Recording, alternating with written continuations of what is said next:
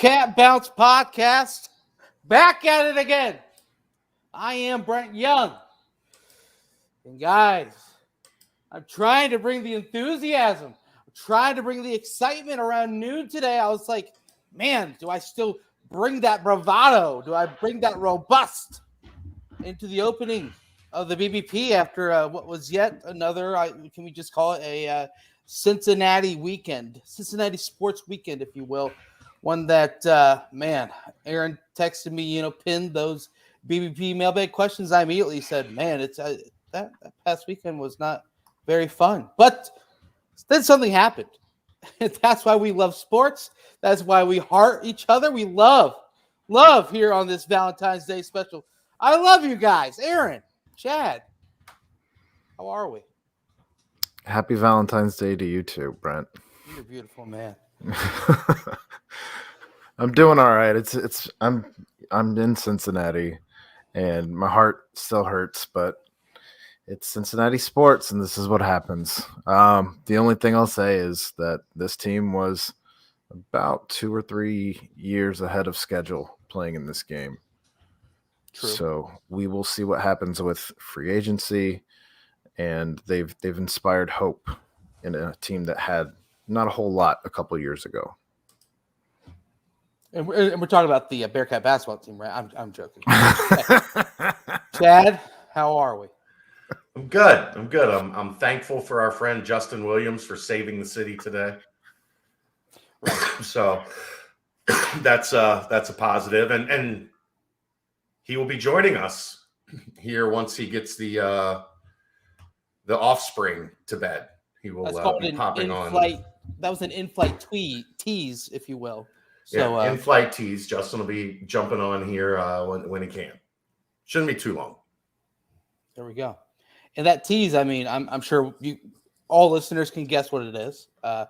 Big news, big airways. That guy named Luke Fickell. Luke Fickell, the guy that's over here on my. I guess I got to do my right because of my camera on my right side. This guy over there, down here.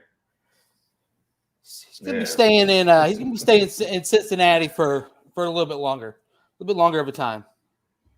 So we're going to talk about that with Justin Williams, of course.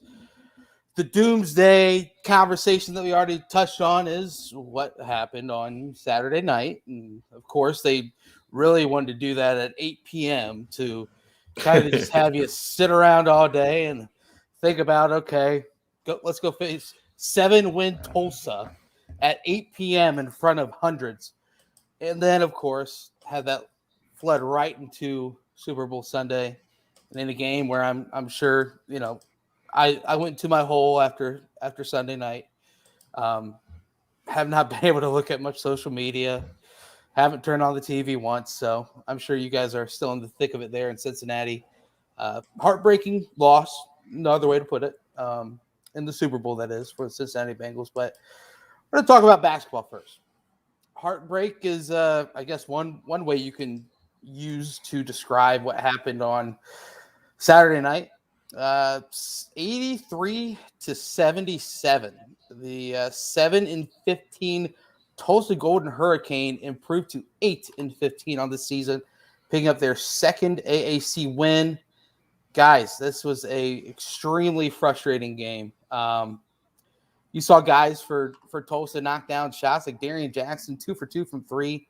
It's not something that he normally does, but, wide open. He wasn't guarded. Right, wide open. You kind of get those looks, and all of a sudden everyone's in a groove, and before you know it, you're in a battle, just like this team has been able to put other teams into in battles all year, and you walk out of Tulsa with a very degrading 83-77 loss. I know you guys have probably talked about it on the nightcap already, but just initial thoughts as you were watching and hopefully you didn't follow some of the timings out there.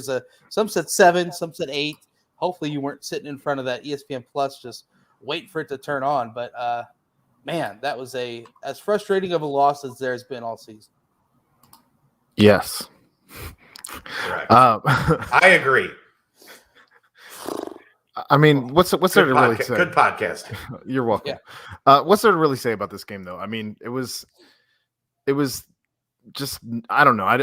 I know they scored 77 points. They scored 90 the last time they played them. They scored, but I think that when you let a Tulsa team that had won 7 games going into that game score 83, you're not playing Bearcat style defense, at least not the Bearcat style defense that we're accustomed to seeing. And I think that's where the problems lay. I mean, it was defensively, it was an embarrassing effort. And I don't use that term. Like people throw that around. That was embarrassing.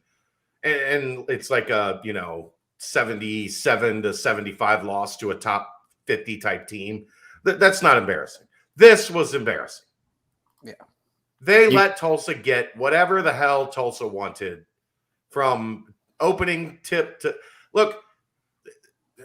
They shot 51% in the first half, and their shooting percentage went up in the second half. Like I kept waiting for that stretch where the defense locked in. Like, all right. Mm-hmm. And it never happened. I mean, there was one stretch, from the under 8 to the under 4 when they cut it. I think it was a 10, and they got it down to 4, I think. Right. And it was like, all right, here we go. And then they cut it to 2 right when they came back from the break. And next thing you know, it was 8. Bang, bang, bang. 3 trips, 3 buckets. Ball game over. Like you can't just allow your opponent to get whatever the hell they want offensively at the rim more often than not. 44 points in the paint. Like you let 4 Tulsa players go double digits with a 5th at 9 points. Like, good Lord. It's Tulsa. Yeah. I mean, as we've talked about, Tulsa's a bit deceiving just because they've lost a ton, but most of them have been within 1 or 2 possessions. But that's the other thing that's frustrating is everybody else has found a way to force them to put the game pressure on them to fall apart down the stretch. Right. And Cincinnati was like, I'm not interested. I mean, thanks. A team that also they lost 21 to us at Fifth Third. They lost by 34 to Tulane. And then as of recent, if you take out the ECU game, they lost by 10 and by 9. So like that close margin. They were trending the other direction. They were starting to go the other way. And there was a lot of fire Frank Haith talk going around their fan base. There was a ton of just, we need better players talk, just kind of just what you see when a season is starting to crumble. And I said it in the write-up, and I'm sure these write-ups are getting more and more fun to read as the teams come in with 7 wins and just the thrill of dry a horn. And but still, it's a team that probably viewed this game as this is a statement game for all of us guys who are on scholarship, just like all those guys at Cincinnati are on scholarship. We got punked at Fifth Third Arena in a game where they're actually within shouting distance, if you will, and through the first half, and then a little bit at the start of the second half, they were within 7, 5 here and there, and then all of a sudden Cincinnati blew it out of the water with 5 straight Mason Madsen threes. But still, it was a game in this one where, like you said, guys, you make a little run, try and get a comeback. All of a sudden, Tulsa just doesn't cower. They don't take a step back. Instead, they punch back, and they punch back harder than Cincinnati did coming at them. It just Brent seemed, I forgot. You didn't do the read. Yeah, because I was going to get to it by saying, with how poor the defense was, the Bearcats still scored 77 points. And you know what that means? No, tell me. You know what that means? $77 off your next trip to Danco Transmission when you pay over $100. Golly, I'm sure a lot of people are driving like a little bit of a maniac in Cincinnati. Their engines are revving. They're freaking out getting A to B because of just the frustration out there on the sporting events. So, who knows? You probably need to get something fixed. Probably need to head to Danco Transmission, get something checked out. Oil change is also an option. Mention the BBP. Mention BCJ. $10 off an oil change. There's nothing better than struggling through a tough week and then just going and getting your car completely fixed up, right, guys? $77 off. Makes you feel better. Definitely makes you feel better. Makes you feel at home. Makes you feel good. Aaron, do you need to get your car checked out? No, I'm good right now, man. Okay. Well, this wasn't even a game. I was trying to lead into like the wheels came off type situation, but it wasn't even like that was really the wheels were never on. Happened. Yeah, it was just like Tulsa looked like a 15, 17 win team that was just clicking. And I don't know. I guess you give a team like that confidence, and I mean they've got a couple of guys that can score, and they love that Pritchard guy. By the way, they think that he's like kind of reminds you like a Troy Copain back in his freshman year, where you kind of felt as the season wore on that Troy was going to have a big career at Cincinnati. That's kind of what he was really good. 10 assists, man. Yeah, he was really good. 7 points, rebounds, 10 assists, 7 rebounds, 2 blocks. I mean, they're a solid team, but it's still the Tigers not happy about it. No, as he shouldn't be. I mean, I was just watching, and it just was like Tulsa had no fear at any point during that game, and Cincinnati should be the team that goes in and inflicts the fear. And when they do make these runs, bring it back within 2 with a little over 4 minutes left in the game. That should be when the opposing team is like, oh gosh, it's happening again. But maybe it was Tulsa answering the call. Maybe it was, obviously a lack of defense. Maybe it was Cincinnati going 1 for 9 after they got it to 2 points. That could be a part of it as well. I think you could throw really anything into the cauldron and pull out a pretty tasty stew of just not very tasty stew. It's tough to stomach. And Chad, you're on mute. You could pull out a tasty stew of not very tasty stew. Yeah. Well, brew a tasty stew. It ends up not being tasty because you're expecting one thing and the outcome is different, But if you say so. I don't know. Chad, you did.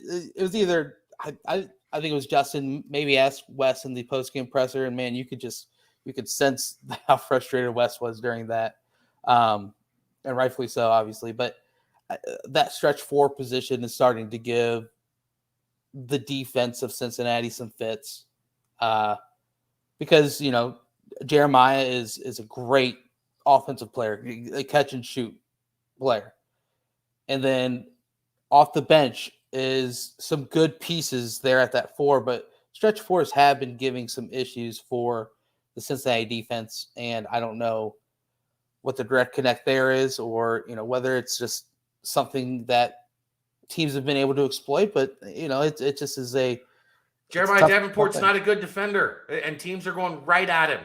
Right. Like let's be honest, that's what we're experiencing. Yeah.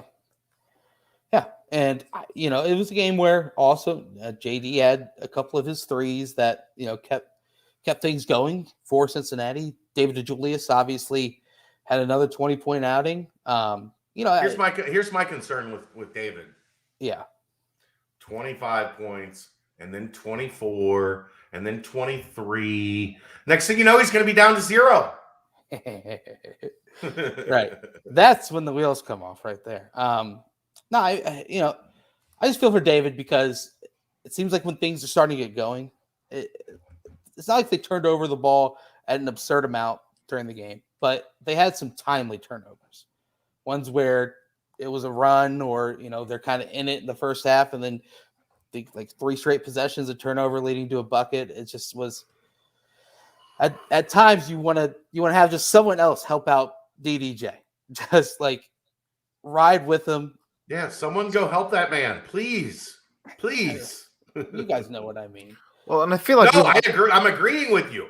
Yeah. Like there was a stretch in the first half where if it wasn't him, UC wasn't getting points. No. We talked about it earlier in the season too, where John Newman was the glue guy, and I feel like over the course of maybe the last 5-6 games, that glue has become a little unglued. No, I think he's still doing all the other things to help you. He's just not scoring anymore, which is a huge, like when the offense was at its best. Look, I guess that the main thing is you can't do it with two guys. Like on a consistent basis, you're not with two score. If you only have two scorers, you're too easy to stop. And when Newman, Aaron, to your point, when Newman offensively was hitting 8, 9, 10, 11 points a game, that made him more than a glue guy. Like he's still defending and rebounding and doing the things that you want him to do as your glue guy. He's just not providing an offensive threat really right now. And it's so hard when all you have are two jump shooters, like as you're only scoring. Well, and it's a killer. To one of the points that we've made earlier in the season too, with Micah Adams-Woods, we wanted him to be more aggressive. We just didn't want it to be at the cost of going 4 of 17 in a game. Yeah, and kind of with what Chad was saying as well. Like Newman shot 6 shots. Hard to get in the rhythm. rhythm. I don't know if that's a. You don't want to think that injury is still just nagging injury, kind of, or whether it's just something that he's just, like you guys said, no rhythm, he's kind of just lost his flow a little bit. But I mean, 6 shots, and you've got Micah who was clearly off in the game, hoisting up 17. That's just some things you don't want to see. You would rather have it spread out where if it isn't someone's night, you're not going to force it until you try and make it your night, because before you know it, you're going to lose to Tulsa on the road, just like that. Ed, thank you. Get your dad to take his car to Danco Transmissions. He gets $77 off any service over $100 this week. And if you risk it, you never know what they might score against against Temple on Sunday. So it might cost him $15 if he doesn't take it in this week. So tell him we said thank you. $15. $15. Okay. Thank you. And then thank you. Stew. I like a good stew. Good beef stew. Vegetable stew, not as much. Beef stew, yeah, I can rock with the beef stew. Good stew goes a long way. It definitely does. It definitely does. I mean, we can. This game obviously is one that just you hate watching it. When it ends, you just hate thinking about it. And then when a podcast rolls around and you have to talk about it, to be honest with you, you hate talking about it. So the greatest thing about basketball, and we've heard it mentioned a few times in press conferences, is the fact that there's another game right around the corner. And this one, 3 of them. Yeah, but this first one is sizing up to be a lot more difficult than first thought of. Memphis is pretty much at full strength, minus an interesting story of Amani Bates, who knows if he's getting help up in Michigan or what a weird season for that dude. Man, he gave everyone shoes and then said, I got to go get my body checked out up in Michigan. I don't know. But, man, they looked really, really good against Houston on Saturday. They are Memphis, that is, the Tigers. They've gone on one of their runs. It's a roller coaster of a season.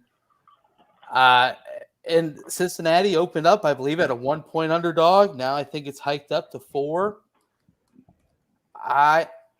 What is, I guess, something that you guys are wanting to see? Because this is a Memphis team that's clicking, and now that they have that focus of stacking wins.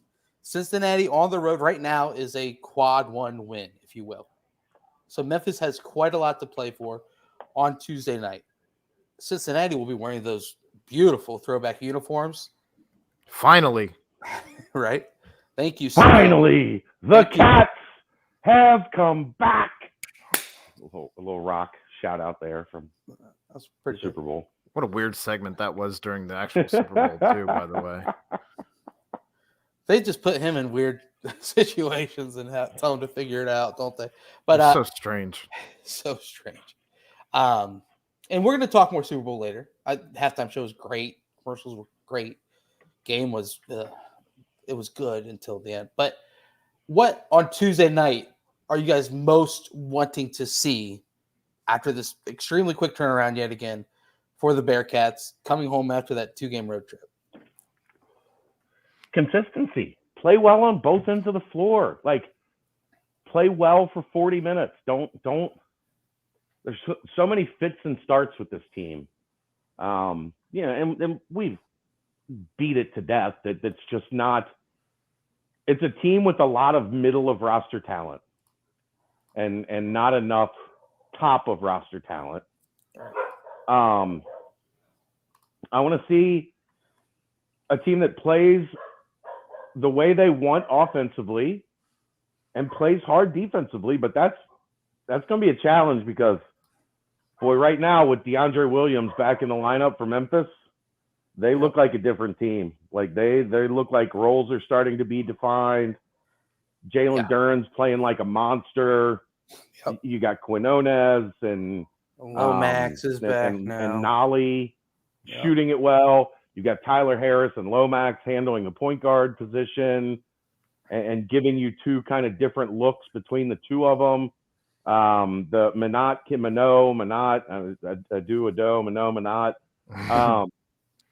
he's got long-term star potential. He looks like one of those like dudes that's pretty good as a freshman, and by the time he's a junior, he's conference player of the year. Right. So they're going to be a bitch. Like you wanted to get them when they weren't playing well because there was always a chance that they could put it together. Now, the one thing I think if you're Cincinnati, you have to feel good about, at least somewhat good about, they're still 3-5 on the road. Like they're not a great road team. They're really good at FedEx Forum. But as a road team, they're still somewhat inconsistent. I just think with Williams back, he's is he 5th or 6th year guy? He's been there forever. Yeah. You get a calming veteran presence that'll help them on the road. Yeah. Well, he was at Evansville, and then last year, obviously, he is someone that's been in college basketball for a very long time. But yeah, Aaron, this is also a team in Memphis that the Bearcats made 16 3-pointers the last time the two teams met. Mm-hmm. And just like this most recent game, they gave up 87 points in a loss. So what are you kind of looking for, or the main thing you're going to keep your eye on other than those beautiful jerseys? There is that. I don't know. I'm going to be in attendance at the game. The spread, to your point earlier, has moved to 3 actually right now as I'm looking at it, according to Caesars. Beyond that, though, the ESPN's BPI gives Cincinnati a 47.8% chance to win this game somehow. I thought that the spread would and the BPI percentage would be a little more tipped in Memphis's favor, actually. That said, it's because of what I just said. Memphis is not proven to be nearly as strong on the road as they are at home. And again, that said, we kind of got that false sense of hope with Houston as well, and that ended up being just who. Brent, actually. Oh, come on. But Memphis, you did too. That wasn't me. I didn't look at that game and have warm and fuzzy feelings. I still had visions of the slaughterhouse scene that we saw twice last year. Hey man, but then Houston goes on the road, loses to SMU, and then comes back home and loses to Memphis. Well, they're on a 5-game win streak right now. If Cincinnati's going to pull one off, at home is going to be the time to do it. And I think that you're going to have a crowd ready to see those jerseys. I think you're going to have a crowd that's hungry for a win, especially after the loss against Tulsa, after the Bengals Super Bowl loss. I think that you're going to have some people really wanting to get into this game. And I think that you're going to hear the crowd kind of adjust accordingly. I think they're going to be hyped. They're going to be up for the moment. And I would just love to see some people in the lower bowl standing up. I'm wondering if we're going to experience some sports fatigue on tomorrow night. Let's just watch this one at home crowd. Yeah, I just kind of like it's been a very exciting but very taxing 45 days for the sports fans in this city. Yeah, a lot of them traveled to Dallas, a lot of them traveled to Los Angeles. A lot of them have, poured most of their heart into the UC football and UC basketball season. And I have this fear tomorrow night, especially after the loss at Tulsa. You feel like the team is losing momentum down the stretch, that I hope it's a full house, a rescheduled game, not a game that people were planning on having to attend on Tuesday night. 3 straight home games. 3 straight home games coming up. Yeah, so you're Tuesday, Thursday, Sunday options. I don't know. I hope Aaron's right. I have a fear, and hopefully Memphis, the name itself, if this was like an ECU coming in, I'd be terrified of, 5,000 fans, 6,000 fans. Memphis should make it more, but I'm worried a little bit about that. Is that fair, Aaron, you think? Yes.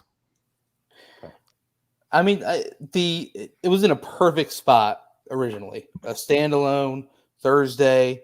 Then you've got that Houston game looming. It was perfect. And it was a 7 p.m. tip, right? Or was it a later one? I think it was 7. Yeah, it was 7. So it was literally the perfect slot. Mother Nature had different ideas, but I don't know. It's a Tuesday 7 p.m. on ESPN Plus just doesn't scream the amount that it should for this game. But I don't know.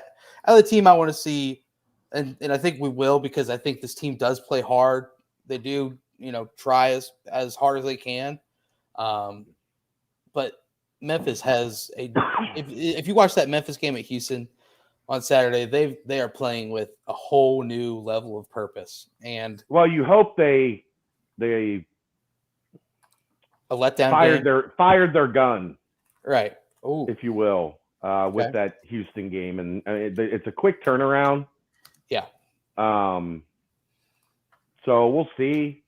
But and then they go at SMU this weekend, so it could be that bridge game. It could be a sandwich game, a little trap game here with the Bearcats. Right. I don't know. A team that they beat already once this season, so maybe they overlook the Cats a little bit. I doubt it. Teams don't overlook Cincinnati. It's just not how it works. No. With the Cats on your chest, nobody's ever going to overlook you, right? Yeah, I think that's safe to say, especially with those nice new unis. And then, of course, Wichita State on Thursday and Temple on this. Coming into the stretch, it was just kind of going where it was like, figure out a way to come out of these next 5 games, next 7 games, if you will, and then head into that final week of the season, and whatever happens. And you can't still have that same tone because of how deflating Saturday night was, but you can still close the season strong and have that hope of, things are heading in the right direction, things are going the right way. But man, it's gotta flip pretty quickly, because I don't think you're going to knock down 16 threes. You knocked down 12 and you held Tulsa to 4 or 5. You still ended up losing by 6. So I don't know. It's got to figure it out, defend, and go from there. Yeah. Did you write the preview yet for Memphis? No, I have not. Well, I was only curious if they're still turning it over at the clip they were earlier this season, where they were dead last in the entire country. Yeah. Let's see here. In conference play only. Think about it, they are the worst in the conference at turnover percentage, but they're 351st in the country overall for the season. That's real bad. Turned over at 23.2% of their possessions, which is extremely bad. But it's just one of those teams still. They've got a bunch of length now. And it does seem like the Bearcats really do struggle with length, and I don't know. Figure out a way to stay in there. Well, we have a guest, Brent. Oh, do we? It was today's Valentine's Day, for all of you guys that didn't know. And man, when all of us were sitting there thinking that we hate sports and what is life? I hate life. there's a ray of sunshine, a beacon of light. And it was someone that made me say, gosh, I love sports. Gosh, I love the Cincinnati Bearcats. And gosh, I love Justin Williams. Justin, how are we? Welcome to the BBP. I'm doing great. Thank you. Thanks for having me. I was happy to be your personal Jesse Palmer for the day, Brent. Ooh, wow. Do you accept this rose? I shouldn't even put myself in the same breath as Jesse Palmer, but well, you did it for me. You did. How did your wife take the development that you were going to be as busy as you've been in months today when it happened on Valentine's Day? Valentine's Day is just another regular day in our house anymore. She was unfazed by it. I also helped out a little bit at a preschool Valentine's Day party, which was by far the most challenging thing I did today. And then we made Skyline at the house for a romantic dinner with us and our 2 children as the Encanto soundtrack played on a loop. So just a lot of romance in the air today, clearly. We don't talk about Bruno. No. Justin, I'm gonna have to get you some of the cheese coney sliders that I made for the Super Bowl. They were unbelievable. They were awesome. So is this like the kind of I've had like the lunch meat sliders where you put like the poppy seed sauce over it? Are you doing some version of that but with chili? So what we did is we browned up some beef. We got some Cincinnati chili seasoning and seasoned the beef, cut up hot dogs, and put that in with the beef and let them, cook together. And then, like you would do for like hanky pankies, put Velveeta cheese in there to bring it together, let it simmer to like cook down and all come together. And then you get the Hawaiian rolls. Slice it in half. You put some mustard and some cheese on the Hawaiian roll. You scoop on the Cincy chili beef and hot dog mixture. Put the lid on it. Put it in the oven for like 20 minutes to let it all cook together. Boom, done. I didn't. Oh, it was outstanding. He doesn't do onions. Do you do onions on your conies, Justin? I am not. I don't have a complete aversion to onions the way Chad does, but I do not get them on my conies. Right. I'm a mustard no onion kind of guy when I do my conies. Suck on that, Aaron. With age, I have added aggressive the onions and the mustard, but I go with a chili cheese sandwich, no hot dog for mine. So you guys can go ahead and clown me as much as you want there, but just watching your cased meats, I guess. Just as long as you're not an alligator guy. What's an alligator guy? You've never heard of an alligator? I mean, I know what an alligator is. What's an alligator guy? Yeah, it's remove the hot dog, sub a pickle. Oh no! That's a real thing that people do. It's called an alligator. With Skyline? Yeah. No. Sheesh.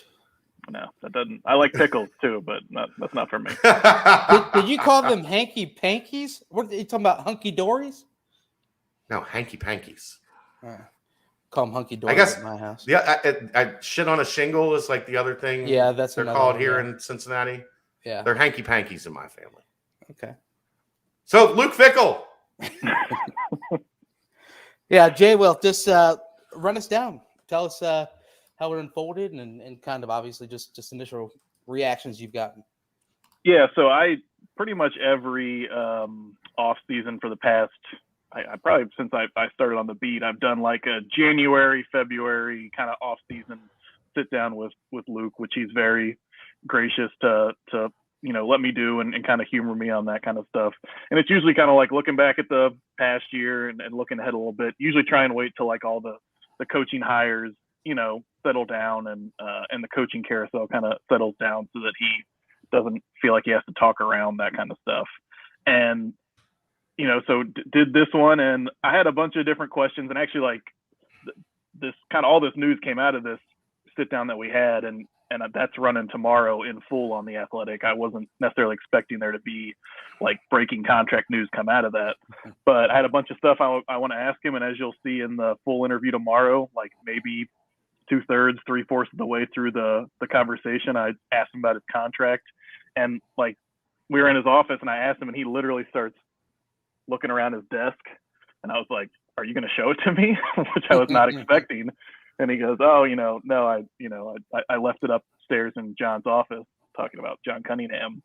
And from there, I kind of just kept prodding and got him to talk a little bit about it. And I don't think it's a huge surprise. I mean, I know he just signed an extension in 2020, a couple Augusts ago, that paid him $3.4 million, I think went through 2026. But look, if you make the college football playoff, especially as a group of 5 coach, like you get another contract. If you're going to the Big 12, you get another contract. So I thought something might be kind of coming at some point soon. I had checked in with for his contract and stuff like that earlier in the offseason, and there hadn't been any updates. And obviously they were paying some coaches and they gave some promotions, so figure there was some staff salary additions that were made. But yeah, I think he was kind of just like, look, this isn't completely done yet. We're tweaking a couple things, and it has to be approved by the board, which is, will happen later this month, most likely. But he kind of just laid it out like, yeah, look, John and I have this relationship where we knew it was going to get done eventually. As I put in the piece today, John Cunningham actually offered him the contract or gave him some version of an extension like midway through this past season. And in Luke Fickell fashion, he put it in his bag and didn't look at it. It seems kind of, Chad knows this too, like the way Luke talks about contracts and extensions and money is like, hey, it's not what's important to me. I don't care about it. And it's easy for people on the outside to hear that and roll their eyes at it. But here's the situation where a few months ago, the athletic director handed him a contract that was going to make him $5 million, and he literally put it in his bag and didn't look at it until after the season. Now, you bet on yourself. Week 7 would be still in October, right? Or right at the end of October, beginning of November. He said week 7 or 8, yeah. He didn't look at it for 2 months. He had a 1.5 mil, whatever, a substantial 7-figure raise in his briefcase, and was like, I get to that when I get to it.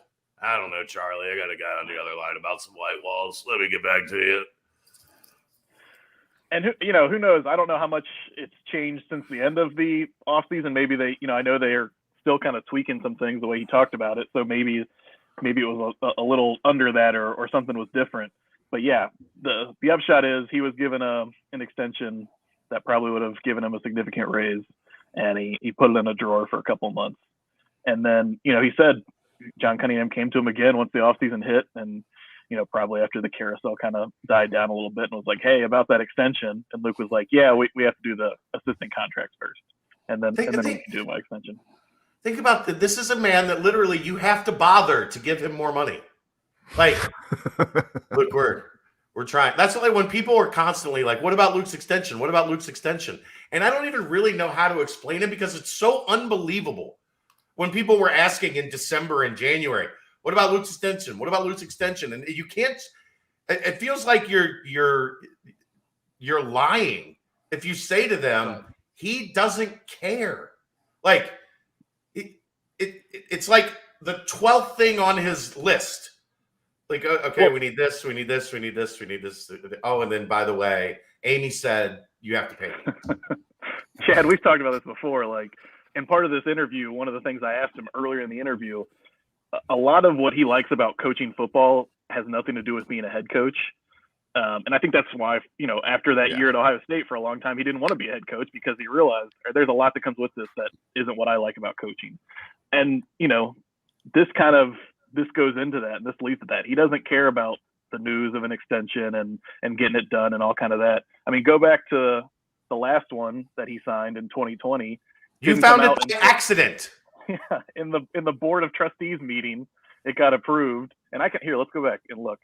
That was in August. I can pull it up and find out when it was actually signed. I think it was signed a lot earlier than that. You were there for something else, right? You weren't like, or you weren't there because like the Luke Fickell contract extension was being approved.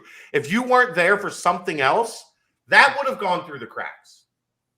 So it was signed by him on June 24th of 2020. This past Didn't go through to August.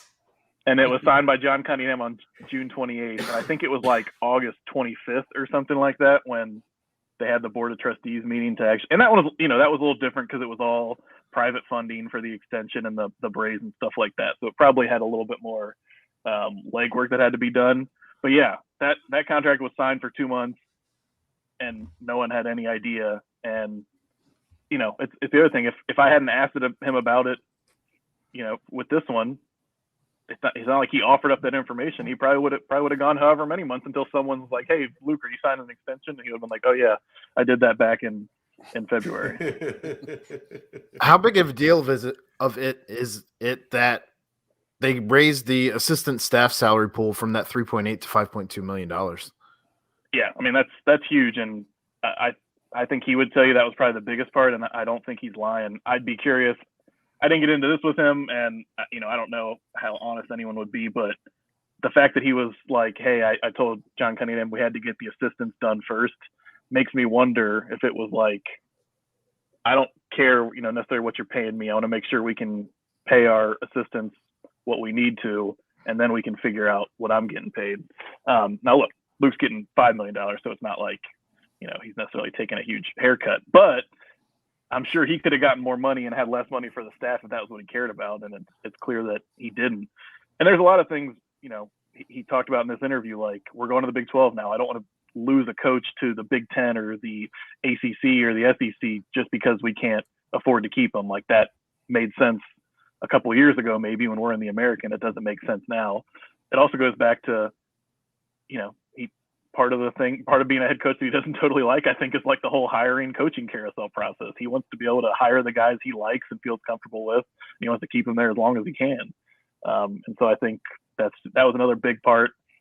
The staff salary and the indoor practice facility, I think, were like the two things where he's like, I want to make sure we're on the same page on this.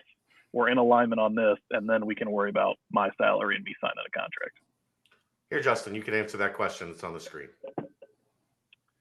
Do you know any other?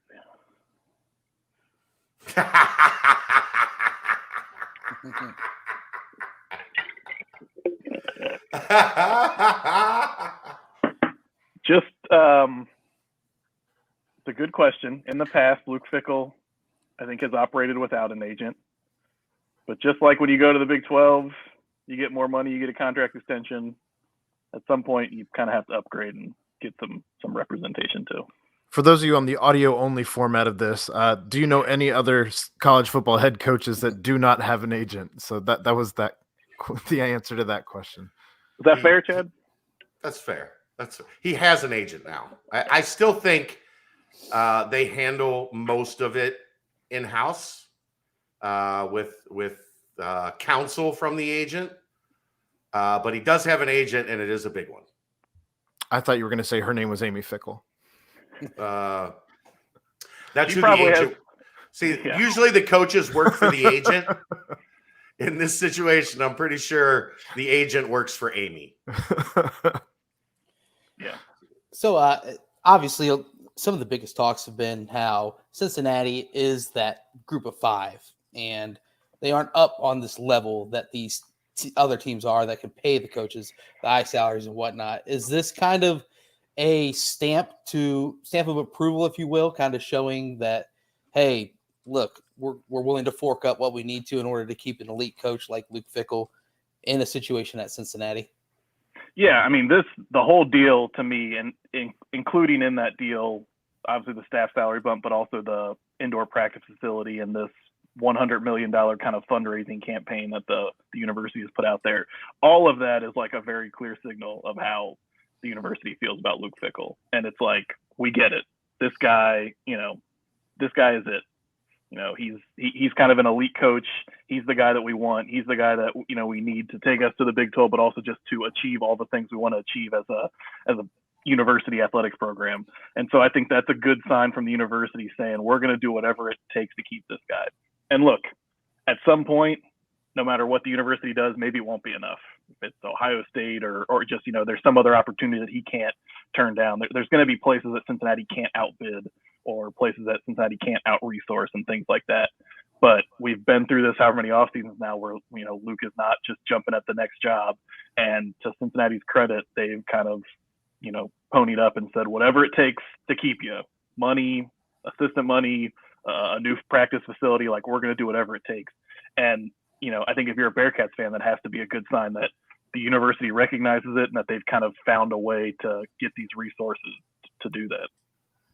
As they're looking for money for the indoor practice facility, do you see any chance that they strike a deal a la Pittsburgh with the Cincinnati Bengals, who are also without an indoor practice facility? And no. Yeah, I mean, I haven't heard that. And everything that I've seen in terms of like the legal, stuff, the requests for qualifications that have been put out for the university, there's never been any mention of the Bengals. Now, I think the Bengals pay Cincinnati to use the bubble right now, don't they? Right. So, maybe there's something in the future where if they need to use the indoor facility, they kind of do the same thing. I don't know, but I haven't heard of any kind of like joint. It's like $3,000 a day to rent the bubble, and like $20 million to build an indoor practice facility.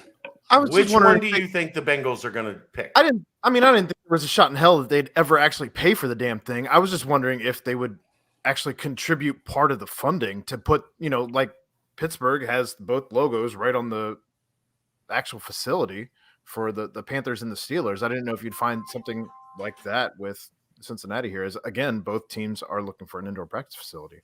No. Yeah, I mean, only one team is looking for an indoor practice facility. The Bengals do have their own version of Luke Fickell now in terms of what's this?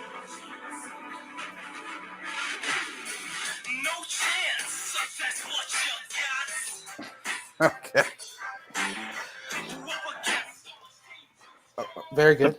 The Bengals do have their own version of Luke Fickell now in terms of somebody who can kind of walk in the office and say, this is what I would like, and the organizational will probably do whatever they can. So if Joe Burrow says I'd like an indoor practice facility, maybe they get one. I don't know, but it'll be down by the river. It won't be in Clifton. Good old Joe and Luke. So a question or a thought that I was kind of thinking of as the number went from 2026 to 2028 is, does this have some sort of effect on recruiting when you go in and you talk to these recruits and they have the ability to search up a contract info and say, oh, wow, it actually says Luke is here until 2028. So screw all these other people that are saying like, oh, he's definitely looking for the next way out, the next big job. And they can't bid their next 4 years playing for him and the staff. Yeah, I mean, I think it's just one more thing the coaching staff, Luke included, can sell on the trail, because the past couple of years, that's opposing teams, opposing coaches are lobbying everything they can, whether it's they're not in the power conference, they're never going to make the playoffs, Luke Fickell's going to leave and go to a bigger job in a year or two. Well, now they can say, well, we're going to the Big 12. We just went to the playoff, and Luke just signed a big extension that I haven't seen because there's been so much movement this offseason, but it's got to put him in like the top 20, 25 in terms of right around top 25. Yeah. So, and there's a certain top level echelon there that obviously is going to, kind of be really tough for anybody to crack. But yeah, I mean, I think it's just one more thing that they can sell on the recruiting trail, and they certainly have a lot that they can sell right now. So, I've said this. I said this the last time he signed the extension. I'm not one of those people that thinks like Luke Fickell's going to be in Cincinnati forever.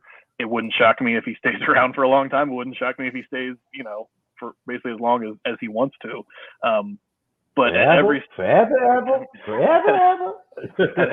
of the way, anything that would suggest like he would leave or wants to leave, he's done the opposite, and this is just like another example of that. And like I said before, to me, it's a sign of Luke Fickell reinforcing his commitment to Cincinnati, and it's Cincinnati reinforcing their commitment to him in the football program. How much do the OCDC and special teams coordinator make of that pool? We don't know yet. Denbrock was at what, $500,000? Yeah, half or 450. I can't remember. About 450, I think, something like that.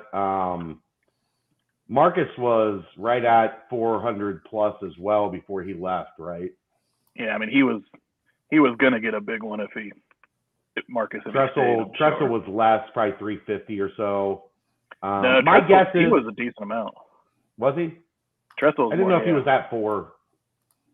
Whatever. I think he might have been 6. Oh, really? I was going to say, I would guess this would put both coordinators over 500, so probably 550, 600,000. Yeah, I'm going to have to do some math here, but I just pulled Go ahead. I just pulled this up from 24/7. You're on Ryan Day. Well, I did that on purpose. You were asking where he fell into the top 25. Just to compare, they don't have past the top 10 on this article, but Ryan Day was making 7.6 or is expected to make 7.6 million for 2022. Just to kind of put that in perspective, as he's number 10 on this list here. So, yeah, I think if you take out Venables is making more and Sark's making more, but both, if you say both those teams are going to SEC, Mike Gundy's contract's weird. He took less money at some point, but I think it came in incentives around the back end. So I'm not sure what Gundy's making next year. But basically, I don't know why he did that. He's a man. He's 40.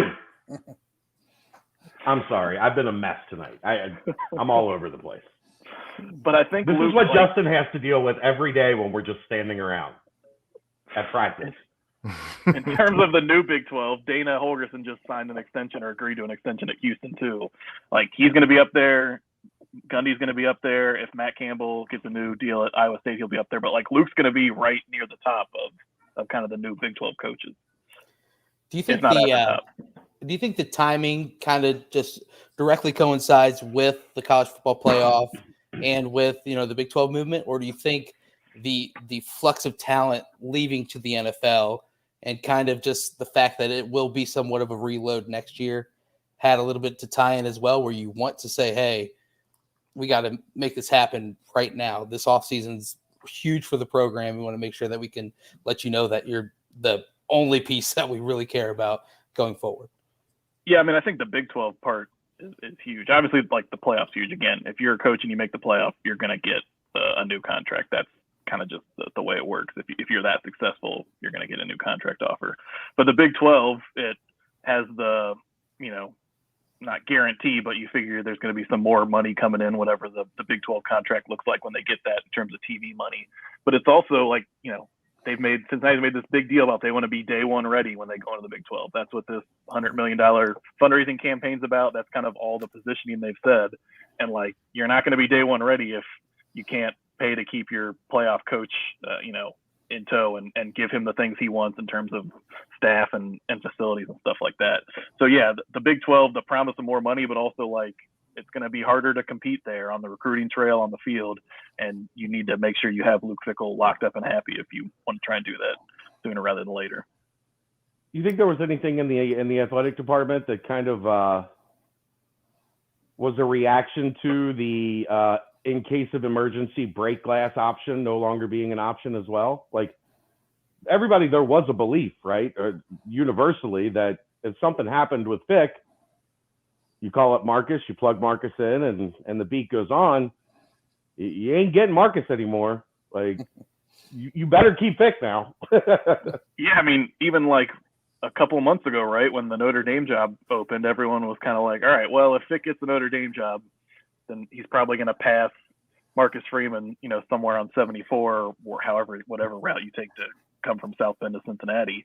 And so, yeah, I think that's certainly part of it. There's not an obvious plan, not backup plan, but plan B or, secondary option that you would go to if Luke Fickell leaves. And ideally that would, maybe it ends up being Gino at some point or someone on staff at some point. But I also just think I do think the athletic department of the university, they get it. They realize how important and how good Luke Fickell is. And if you mean all the things you say, if you mean you want to go into the Big 12 and compete, be ready to play right away, you can't screw around and let a coach like that get away. So as well on top, Luke has always talked about having the consistency among his staff, and there has been not huge turnover within the past 2 years. There has been a good amount of coaches that have moved on that were, on the staff since the beginning, pretty much. Welcome to college football. Exactly. But does this kind of solidify the hope to keep the staff continuous year to year and kind of just having, those pieces in place like Luke had in the beginning when they made the rise? I mean, it definitely helps. When we were there a couple weeks ago talking about some of the new staff hires, we asked Luke about. So yeah, they hired a couple of new people, but they gave Colin Hitchler got a promotion to co-DC, and Mike Brown gets passing game coordinator. And there's some responsibilities that come along with that, but the biggest part of that is giving these guys, it's an excuse to give them more money. It's a promotion that give them more incentive to stay around if they don't have a coordinator spot they can kind of bump up into. So I think that's part of it. Is hey, you can, guys who maybe have opportunities to go somewhere else and be a coordinator, or go to a quote unquote bigger school and be a position coach. Now maybe you can give them a little more reason, incentive to hang around. But I also think it's, if you come across a situation where somebody does leave and go to another job, there's nothing holding you back from getting the guy you want, from, going and poaching from another power conference school, or, paying money to bring in somebody that you feel like, is a perfect fit for the program, but maybe needs a little extra money to get them. But I think it works on both ways in terms of that. But yeah, I think there's definitely people who get offers like Mike Brown, Colin Hitchler, Greg Scruggs, Brady Collins, all these guys who have been around for a while and probably had other opportunities. Gino Guidugli. Well, now you have a little bit more money to keep them in Cincinnati. Speaking of that press conference, what was your takeaway overall from the getting to see Gino in that first press conference as offensive coordinator, getting to see Kerry Combs when it was 40 degrees outside, walk in a t-shirt and shorts, our first conversation with Mike Cummings, who I already have a man crush on because I think he's going to be interview gold, and then finally Walt Stewart getting to sit in front of the crowd and be back home. Yeah, I mean, I think you saw the attraction with each one of those guys. I mean, Gino's been around, and I think people, he's just one of those guys, like, once he got kind of, I think he was maybe a little nervous to start that press conference, but once he's comfortable, like, he can just talk. You see why he's a good recruiter, because, he just talks naturally. He kind of is easy to make connection with.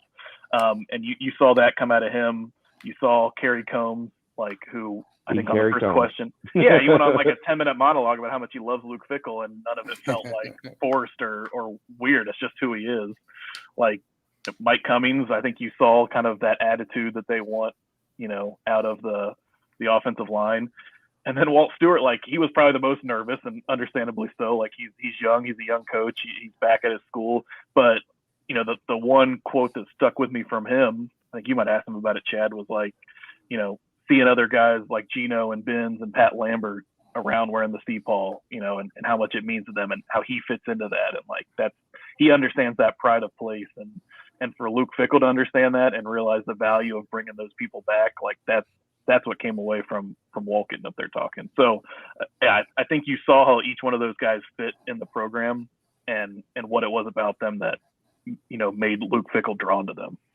You also had a chance to hang out with me and talk with Walt for like 20 minutes afterwards and kind of get to know him a little better. And I'm guessing that gave you a greater understanding of why everybody in the Linder Center loves Walt Stewart. Yeah, there's certain people that have very high approval ratings, right? We saw that with Mike Rayfelt when Wes brought him back. Like, you're not going to find anyone that has a bad word to say about Mike Rayfelt. Everyone's excited about that. And I obviously wasn't around for when Walt played, but heard only good things about him. And yeah, it was pretty obvious getting to stand and talk with him a little bit after that, why people feel so strongly about him. And, why Fickell felt strongly enough about him to want to bring him back. And I think he kind of fits exactly what they're wanting to do on defense, but with that whole culture, pride situation in general on the staff. He's just a good dude. Yeah. He was quiet. He was quiet. Like you said, probably the most nervous out of all of them. But I mean, it's one of those where you can't gather everything from a press conference. So, but were you guys surprised when the dip comment came out of Gino's mouth? No. I mean, not surprised, but still in the same sense as your introductory press conference as the OC. I thought it was hilarious. He had me dying laughing numerous times. Especially that wasn't the best part. The best part was when we asked Cummings about it. Yeah. I do not recall. Cummings was suddenly in front of a congressional hearing. I know. Yeah. No, the relationship between those two guys is really funny. And yeah, like that's Gino right there. And that's what I think makes him such a good recruiter and such a good coach, is because he's relatable. But some of the coaches know how to like turn it on and off, or put on the coach speak for the press Gino conference. doesn't have an off switch. Yeah. Now let's hope it stays that way. Let's hope that they don't make him corporate and we see him up there in like a shirt and tie or something like that. But I think that's just who Gino is, and that's part of the reason why I think he's had a lot of success as a coach. Don't Fickell Gino. I wasn't gonna say it, but well, he was. Kind of going off topic while we have you here. What have you made of Shimon Mateer running over 20 miles an hour as a tight end? Every week. Yeah, not a fluke. Every week. Every week. That's what I asked Brady about it. I think even we might have just been talking before or after, but I asked Fickell about it. Like, what are you guys feeding Shimon? And I mean, Chad, correct me if you feel like I'm wrong, but I think everyone in the program was kind of surprised that he's putting up these numbers. Yeah. Like you're right. It's not a fluke. It wasn't like a one-time, the chip didn't malfunction. He's done it a couple times now. But anytime I've asked him, literally every week. But every time I've asked, like, Brady said he was surprised. Yeah, on the MVP. I don't. He's not alone. I'd like to ask Shimon about it, because maybe he's like, I had no idea I was that fast. But that's encouraging, right? When he's running step for step with Tyler Scott. Yeah. No big And deal. more encouraging when he's ahead of most of the safeties and linebackers, right? Because that's who's gonna have to be tasked with guarding him when he's out there. And he's just such a Gino joked about Mike Cummings liking guys that were big in the lower end. Yeah. You better keep Mike Cummings' eyes off of Shimon Mateer, because he could see that kid at 305. Like Mike Cummings might tackle, my friend. Yeah, come this way, son. Biscuit away from a left tackle, as Ferg once said about Lenny Taylor. That was a great story on that. That was so Justin was still fairly new to the beat, and he had never been to a camp before.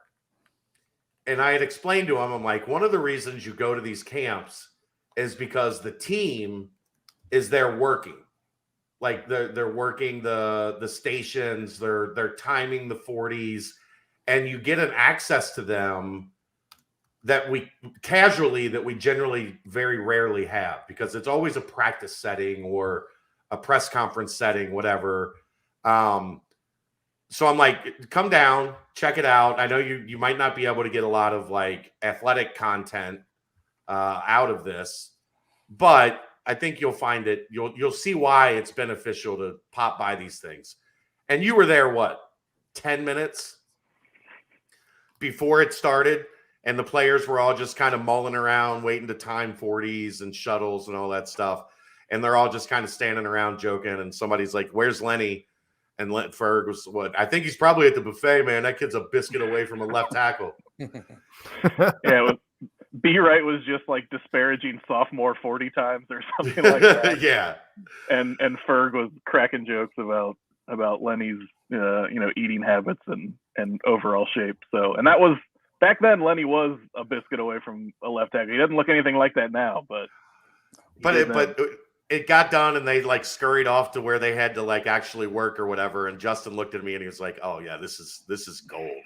Like this is where the fun, like you don't get a lot of like info, but you get a much better grasp on like the camaraderie in that locker room and who the leaders are and who the guys we're going to be talking to at Higher Ground that season are going to be."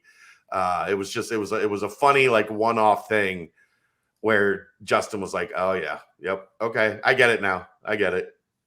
And the players get more comfortable with us, right? Because we're not sticking a recorder in their face during that or anything like that, and they can kind of let their guard down a little bit. That's how Camp Higher Ground is too. It's always a lot of fun, but somewhat. But it's a whole different. Again, it's like when they're coming off the field for practice, or right. You can get some jokes out of them, but it's not nearly working those summer camps is gold for everything that we do. I think that was the first like official thing I went to too. Yeah, was just like, man, it was fun. I probably shouldn't have gone out the night before in Indy and then woken up and decided to travel all that way. But you know what? I had a blast. Well, you get there, it's 97 degrees in the shade. Terrible. In the middle of July. Mosquitoes. You have jeans on. You got to go all the way down to find somebody to give you a pair of shorts to borrow for the day. Not great.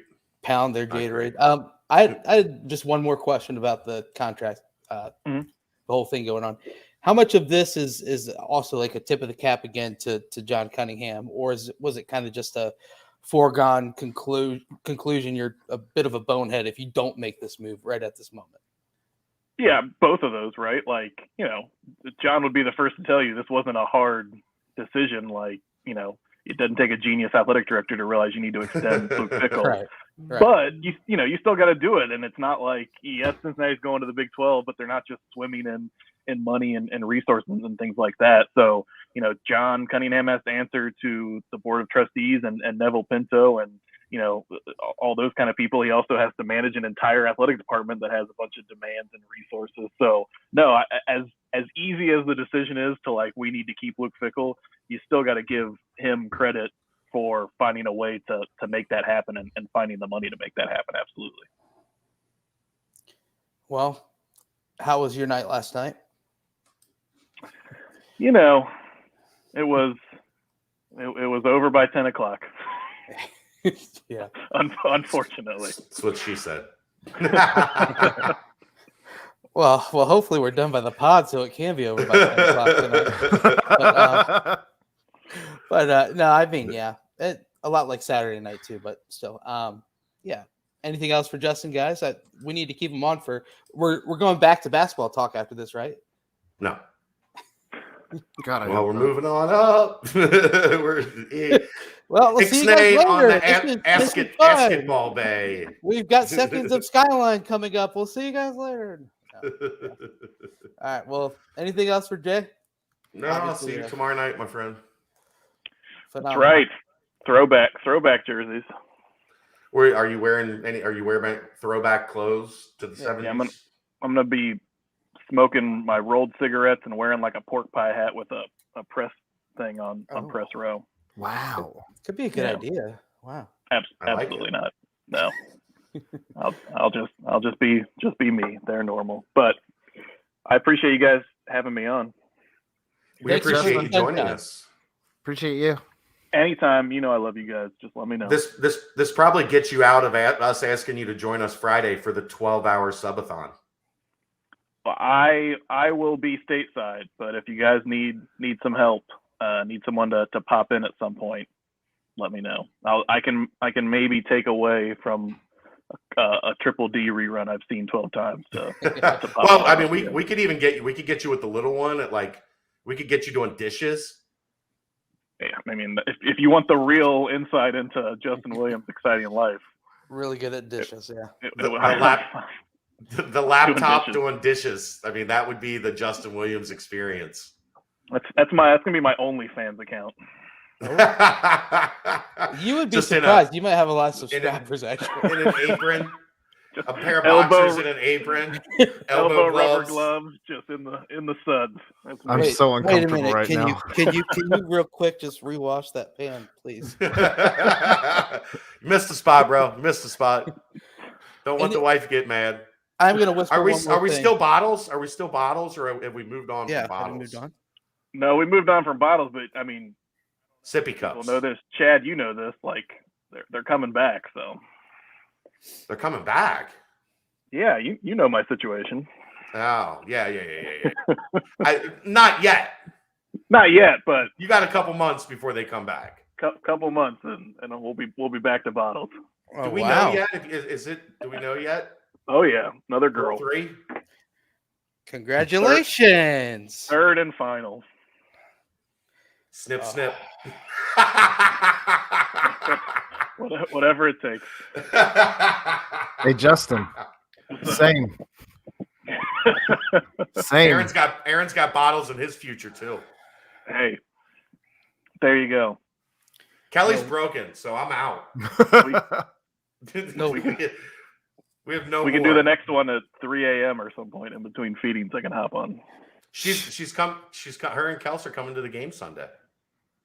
Oh, really? Was that Temple? Yeah, they're coming to the Temple game. That's great. That is So good. they'll be down. Are they going to embarrass you at work? Probably. They're going to be second row behind the scorers table. You know where I'm talking about. Mm. So yeah, they might. Kelsey's like, we'll be down by where you're working. I'm like, oh no, you'll have much better seats than Daddy. They got better seats than we do. Daddy works from a much different perspective. You're gonna enjoy the game a lot more than me. All right, man. Enjoy your Valentine's Day. What's left, and make sure you knock out a double dose of dishes. Yeah, can I whisper one last thing? Make sure that the other one does. Thanks for making my Valentine's Day.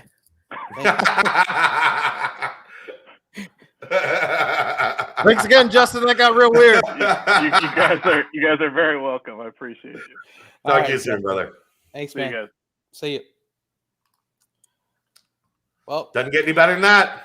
that was fun. Obviously, monster news. We can finally talk about it. The three of us kind of already rehashed everything we need to on it, but I think more than anything, it's just further validation of two things.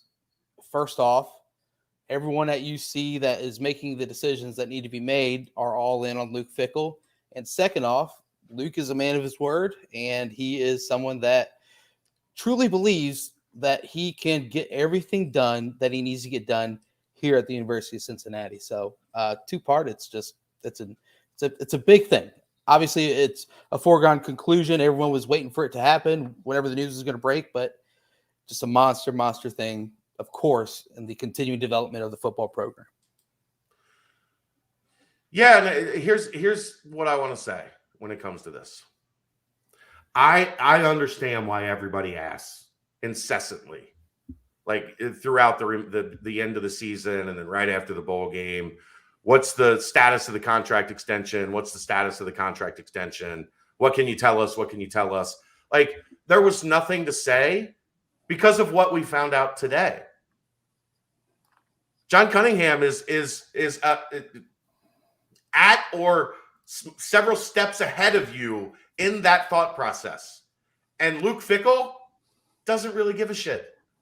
Like, he's not worried about it. He'll get to it when he has some free time and he decides to get to it.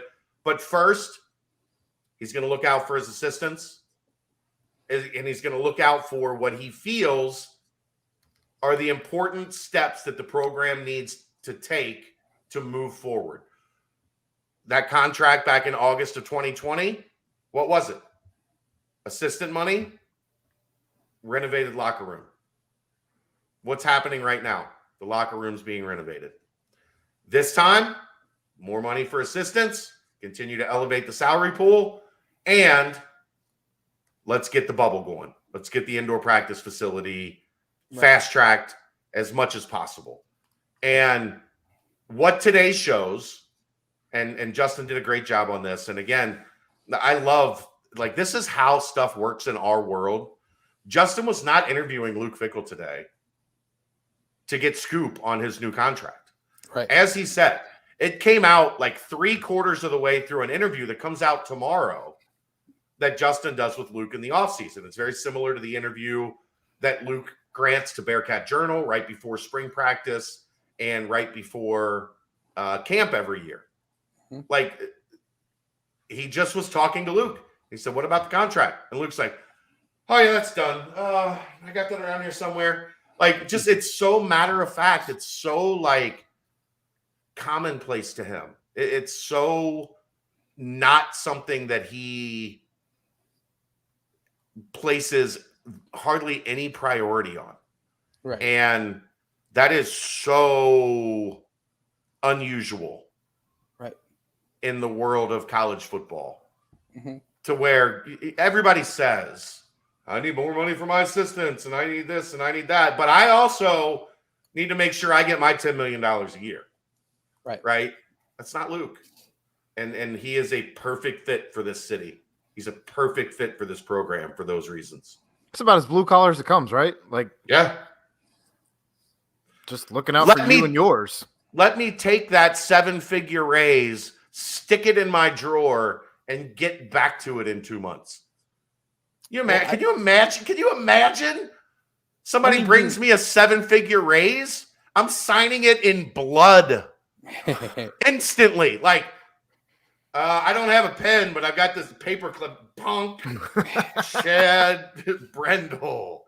Well, execute.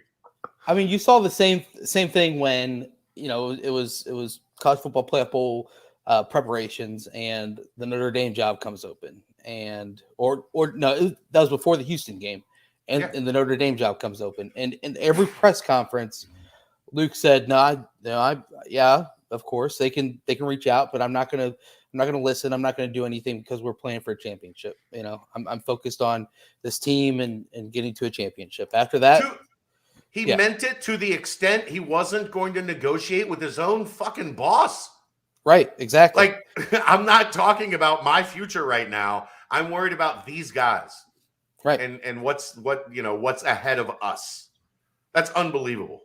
Like, in today's day and age and where coaching is right now, Cincinnati fans, realize how lucky you are to have this guy running the show. You'll never see anything like it again because there's just not anybody like him. It's not that like you can prioritize. We got to go find another Luke Fickell. You won't, because there's not any. They don't exist. One of one. And today is just another example of that, man. Justin called me right before the story dropped, and he's like, "So, just want to give you a heads up. I had my off-season thing with Luke today, and he dropped the contract extension on me, and I'm getting ready to publish a story." And I was like, "You motherfucker!"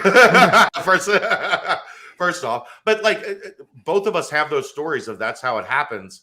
Like, you just happen to get Luke at the right time, and you get the story. If it didn't go to Pete Thamel first, Pete must not have called him today. Yeah, I wonder what Pete thought when he saw it. He was like, "Wait a minute." Immediate That's a big text to one. Luke. And look, there's never, I told Justin this afternoon, there's never been a more time appropriate story in the history of Cincinnati sports for a town, right? That today was just like, so sad. And then Justin, like, Luke Fickell, 2028, let's go. Like, well, no, it was perfect because there was, like I said, I went into my bubble. I don't look at social media. I don't turn on the TV. And all of a sudden, my Cincinnati group chat blows up with that. And it's just like, all is normal in the world again. And as is in sports, there's always next year, blah, blah, blah. So, it was awesome. I don't know. Really, really awesome. Yeah, for sure. Aaron? So I guess. What's that? I guess we'll try to get Brady on next week and see what he thinks about sticking around until 2028. Because those two have said, if he ain't leaving, I ain't leaving. So. Damn sure locked in. There's no doubt. Aaron, it's about mailbag time, isn't it? This is we're getting pretty close. I was gonna just say I guess we should just continue riding the high, unless I was gonna ask you guys just what happened at the Super Bowl, because what you guys kind of did for the game and what you kind of took in along those lines. But we can go straight into the mailbag if you don't want to talk about that. I mean, we had a pretty chill time at the house. Had some family over and watched the game and saw the ending and just kind of shit, right? Like, it sucked. It hurt. They played a great game in the Super Bowl. They couldn't get the offense going in the second half. The Rams. And we talked about how in both the Tennessee and Kansas City games, Cincinnati was the team that made adjustments at halftime. The Rams made the pertinent adjustments at halftime, finding a way to get their defensive line one-on-one with guys that couldn't block them, especially Aaron Donald on Hakeem Adeniji and Trey Hopkins. And the Rams played better down the stretch. Tony Pike said today, like, the Bengals played a better game. I don't fully agree with that. I thought the Rams were clearly better early. Then OBJ gets hurt, and I thought it took the Rams a while to adjust. But once they did, I mean, the Rams. I don't know. I don't know that I'd say the Rams were clearly a better team. I don't know that I'd say the Bengals were clearly a better team. I thought it was two mostly evenly matched teams. And the Rams played the better fourth quarter. And yes, there were some unfortunate officiating calls. Yes, there were some head-scratching decisions by the Bengals coaching staff. Hopefully, this is a lesson to Zach Taylor. Hopefully, his mentor taught him something. When you're in the fourth quarter of the Super Bowl, stars matter. Like, right. You mean Sean McVay, not Tommy Tuberville. Right. Stars matter. Who were the guys that stepped up and got it done for the Rams? Aaron Donald, Cooper Kupp. The Bengals turned to Samaje P. Yeah. But the Bengals turned, and my point being, the Bengals turned to Samaje P. Ryan and Eli Apple. That ain't it, bro. That ain't it. That ain't it. Aaron, how was your night other than the obviously down part? Well, I mean, I know that there's a question in the mailbag too in the Banks portion that we'll get to more of the Super Bowl. But I mean, we had family over. It was cool. For 3.5 quarters, you were excited. And then, as is typical Cincinnati fashion, you find a way to not win a game. And this was a new and interesting one. We haven't seen this one before. So that was that. No, I think we've seen. I mean, it wasn't much different than the 49ers Super Bowls. You haven't seen it before. Correct. It wasn't much different. It was two very evenly matched teams that the other team made the play. And if Cincinnati gets that first down, they win the game. Yeah. They win the game. Yeah. I have no doubt in my mind Burrow gets them another 6-7 yards, and McPherson at least they send the game to overtime, and you see what happens in overtime. Frustrating. It was frustrating. It was. But as I said at the beginning of the show, this team's about 2 or 3 years ahead of schedule, and about 24 hours after. I mean, I'm still a little hungover about all of it. Not just because I consumed a heavy amount of alcohol last night, but also because how about the this loss guy, hurt. Brent? What? We had agreed that we were going to take a night off from the bounce, so that Aaron could watch the Super Bowl. Oh, you mean from the nightcap? Or from the nightcap? Yeah, we're going to off in over a week. Right. We do 6 nights a week. We give ourselves one night off. So I had agreed, like, I'll give you a night off. And Aaron was so distraught, like 20 minutes after the game, he called me and he's like, "You want to do a bounce or you want to do a nightcap?" I was like, "No, I don't want to do a nightcap. I'm not in the mood for that. And I've been drinking for 6 hours now. No, I don't want to. No." I said, "Good, me either." Yeah, but you wanted to do one to, like, get your mind off of things. That's why you called. I don't know what we would have talked about anyway. I mean, I guess Marquise Copeland winning a Super Bowl Marquise ring. Copeland winning a Super Bowl. That would Good have for been Marquise.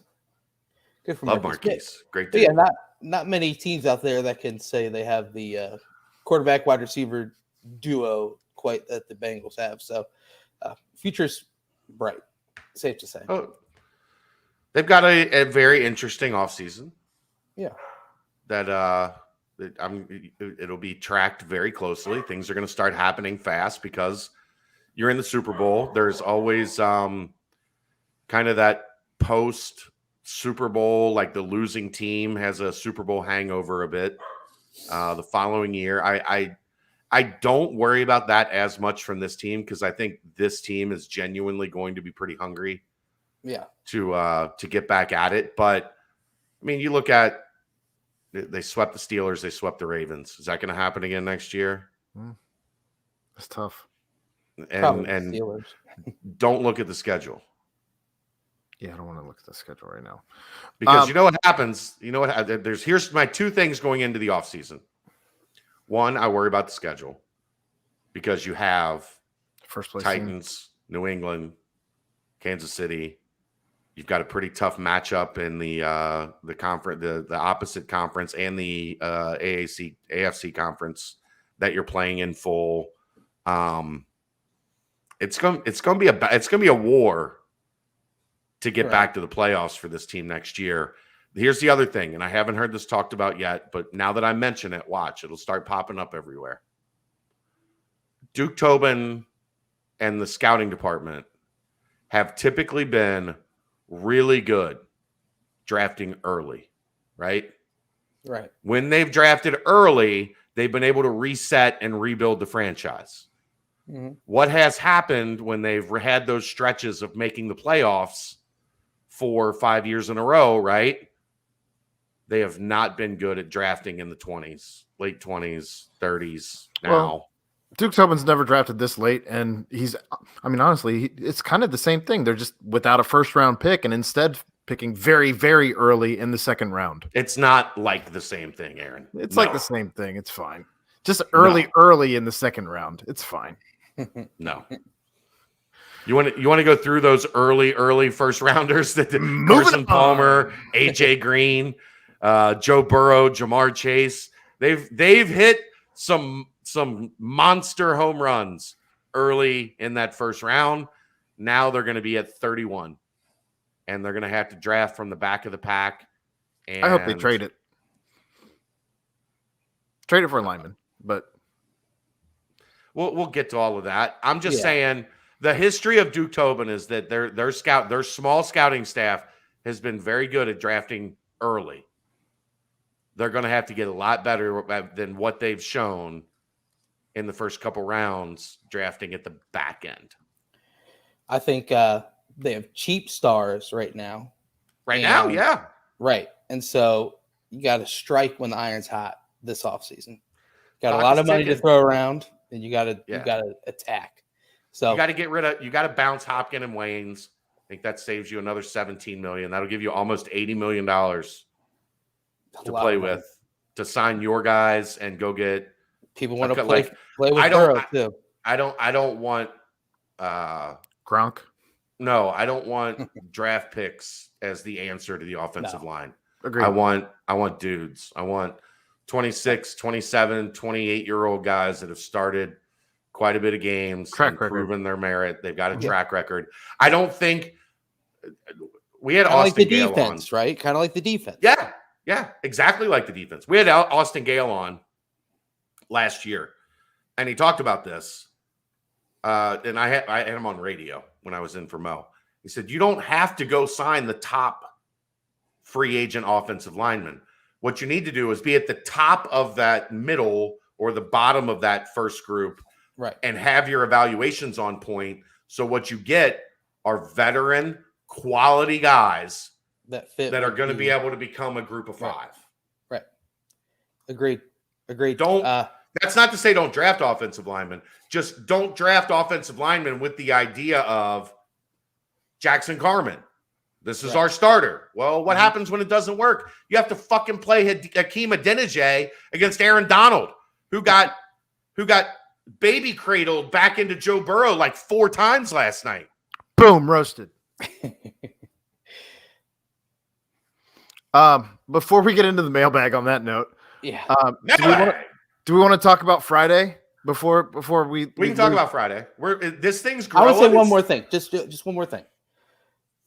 So this is getting compared, at least from what I've seen before I shut everything down, just kind of like similar to the incident when it came to Cincinnati basketball. Brent, if you're going to talk about the last couple plays, no, we have a question in the mailbag on that. I'm not. I'm just saying that the greatest thing about pro sports is the fact that you kind of control your own destiny. And after the incident, you were saying goodbye to some legends, some guys that were the cream of the crop for the Bearcats for years. So in college sports, you got to say goodbye. But when it comes to professional football, there's always next year. And there's always the chance to keep those heavy pieces in the program for as long as you can. So that's it. I think the one thing I do love with the trip Bengals to Nashville. That's it. I do think with the Bengals, what I love is that they do seem to have a defense now that clicks, like that. Right. That's going to be for the most part together and that are on the same page. Because make no mistake, they got to the Super Bowl on the strength of that defense, and they damn near won the Super Bowl on the strength of that defense. Mm-hmm. All right, so talk about Friday, guys. So Friday, Chad and I are going to be doing a subathon. It's only going to be on YouTube, not going to be on the streaming platforms on Twitter and Facebook as we traditionally are when we are live. But we will be live from noon until midnight. And we are going to be bringing in guests. We're going to have some giveaways. I don't know how much you want to talk about either of those things, Chad. So we have a title sponsor. Our good friends at 513 Shirts are going to title sponsor the subathon. You're going to have to be watching. You're going to have to be subscribed in order to win the prizes. You have to like. But we're going to be giving away something. Like and comment. Like, subscribe, comment, watch, all that shit. You're glad. But we're going to be giving away something every hour, guaranteed, from 513 Shirts. And then I'm going to talk to Danco. I'm going to talk to Galactic and see if we can get maybe a couple giveaways there as well. We already have a very special guest scheduled. If that makes sense. If you're listening, this doesn't make any sense to you. But we already have a very special guest scheduled who will be in Mexico on vacation and still taking some time out of his day to join us. Told you he was going to Mexico. You were right. You're right. That's the first. That's the first Mexico trip. That's the first Mexico trip I know of. Amy must have decided Mexico. I think Luke's a Florida guy. So we'll get a visit from him. I don't know if we can get a visit from him because there's so many games right in a row. I don't know if that one's going to be possible, but maybe we'll try to get a late night visit from Wes. We have a former Bearcat basketball great that's going to join us. A second former Bearcat basketball great that's going to join us. One that played on the wing for Huggins, one that played point guard for Mick Cronin and played in the Sweet 16. If you catch my drift, if you're watching here. I think you kind of came out, but this is what you were doing. Yeah, there we go. There. Yeah. Money. We're working on a couple football guests. I'm gonna maybe hit up Tobes, see if Tobes wants to pop on with us at some point in time. Everybody loves when Tobes pops on. So here's the thing. I know everybody's not going to be able to watch 12 hours straight. We're not even going to be able to talk 12 hours straight, which is why we're bringing guests. That's why we're bringing guests. I could do 12 hours of straight talking. I might make my cheese coney sliders live on stream at some point in time. I'll probably make lunch for me and Kelly at some point during the show. It's going to be goofy. It's going to be silly.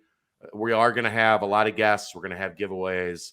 The goal is to get us to 1,000 subscribers on YouTube so we can monetize so Aaron can eat. Yes.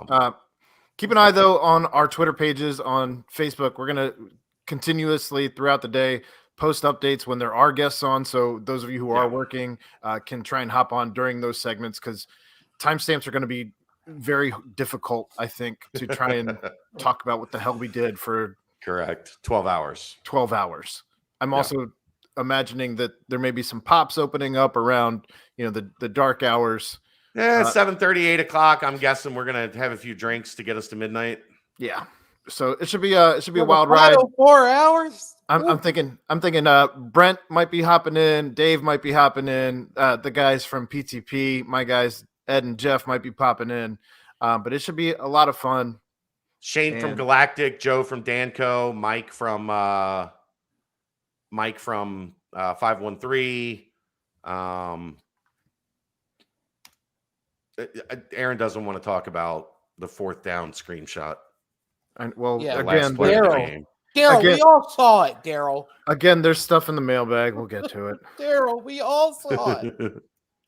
All of us. All right, let's mailbag it. But Friday, noon to midnight, we'll be right here on YouTube the entire time. We're going to have a entire day. We're going to have a long list of guests, giveaways, shenanigans, antics, all kinds of different stuff. Maybe if you're lucky, we'll send you a link and you can pop on and have a segment to join us.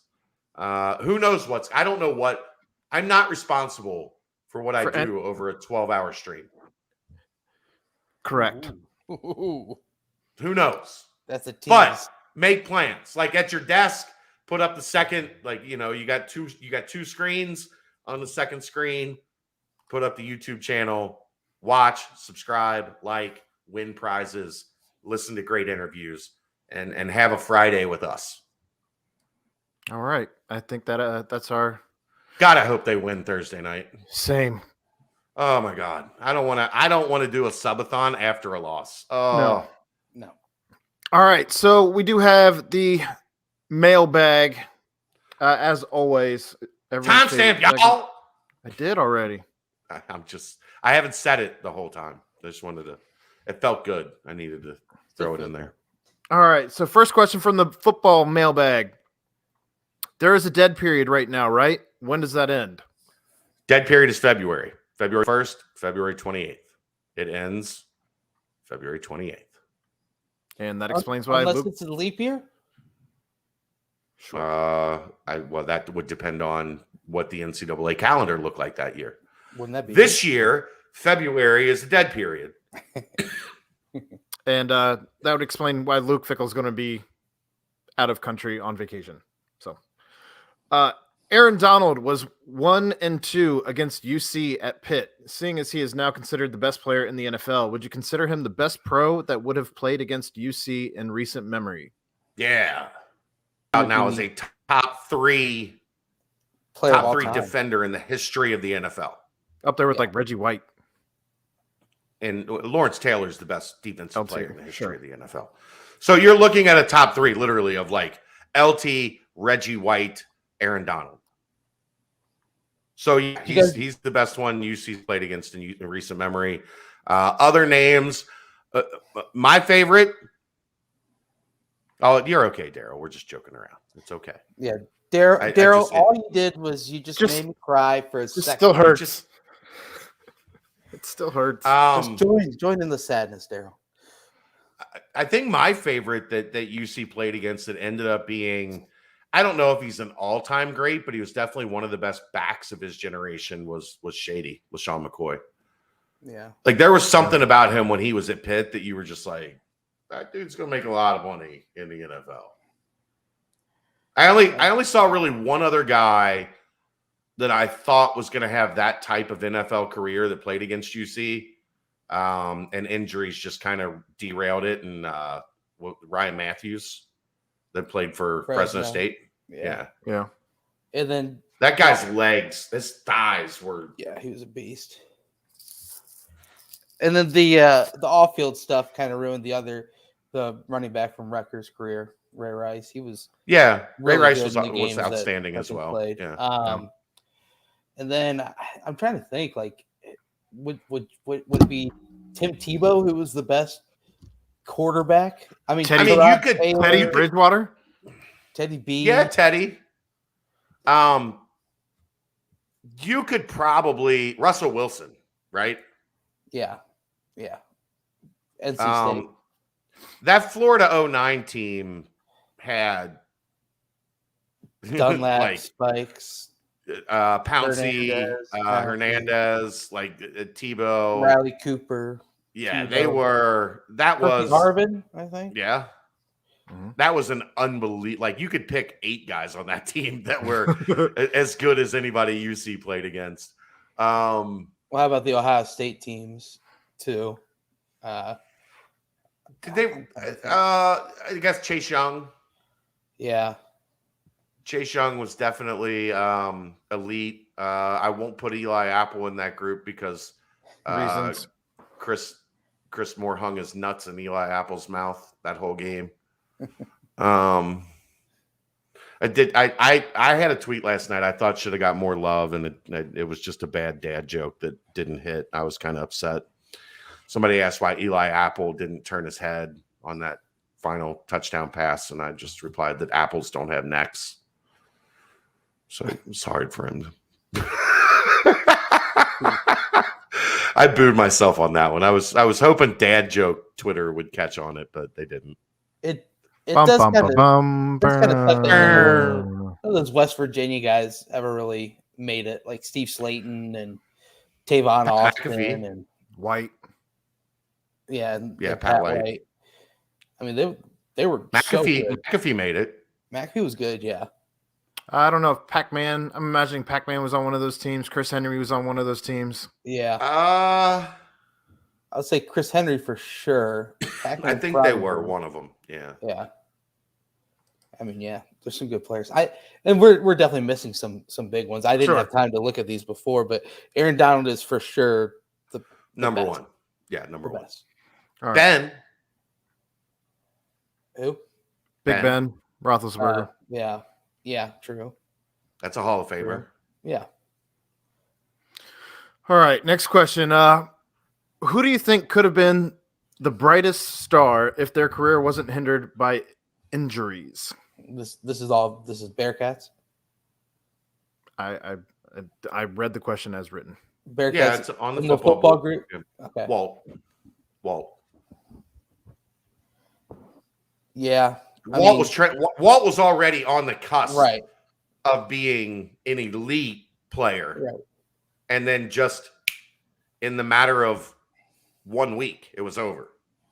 I mean, Isaiah P didn't really pan out too much, and then his career he wasn't injured before his injury. Could you make an argument for Ben Mock?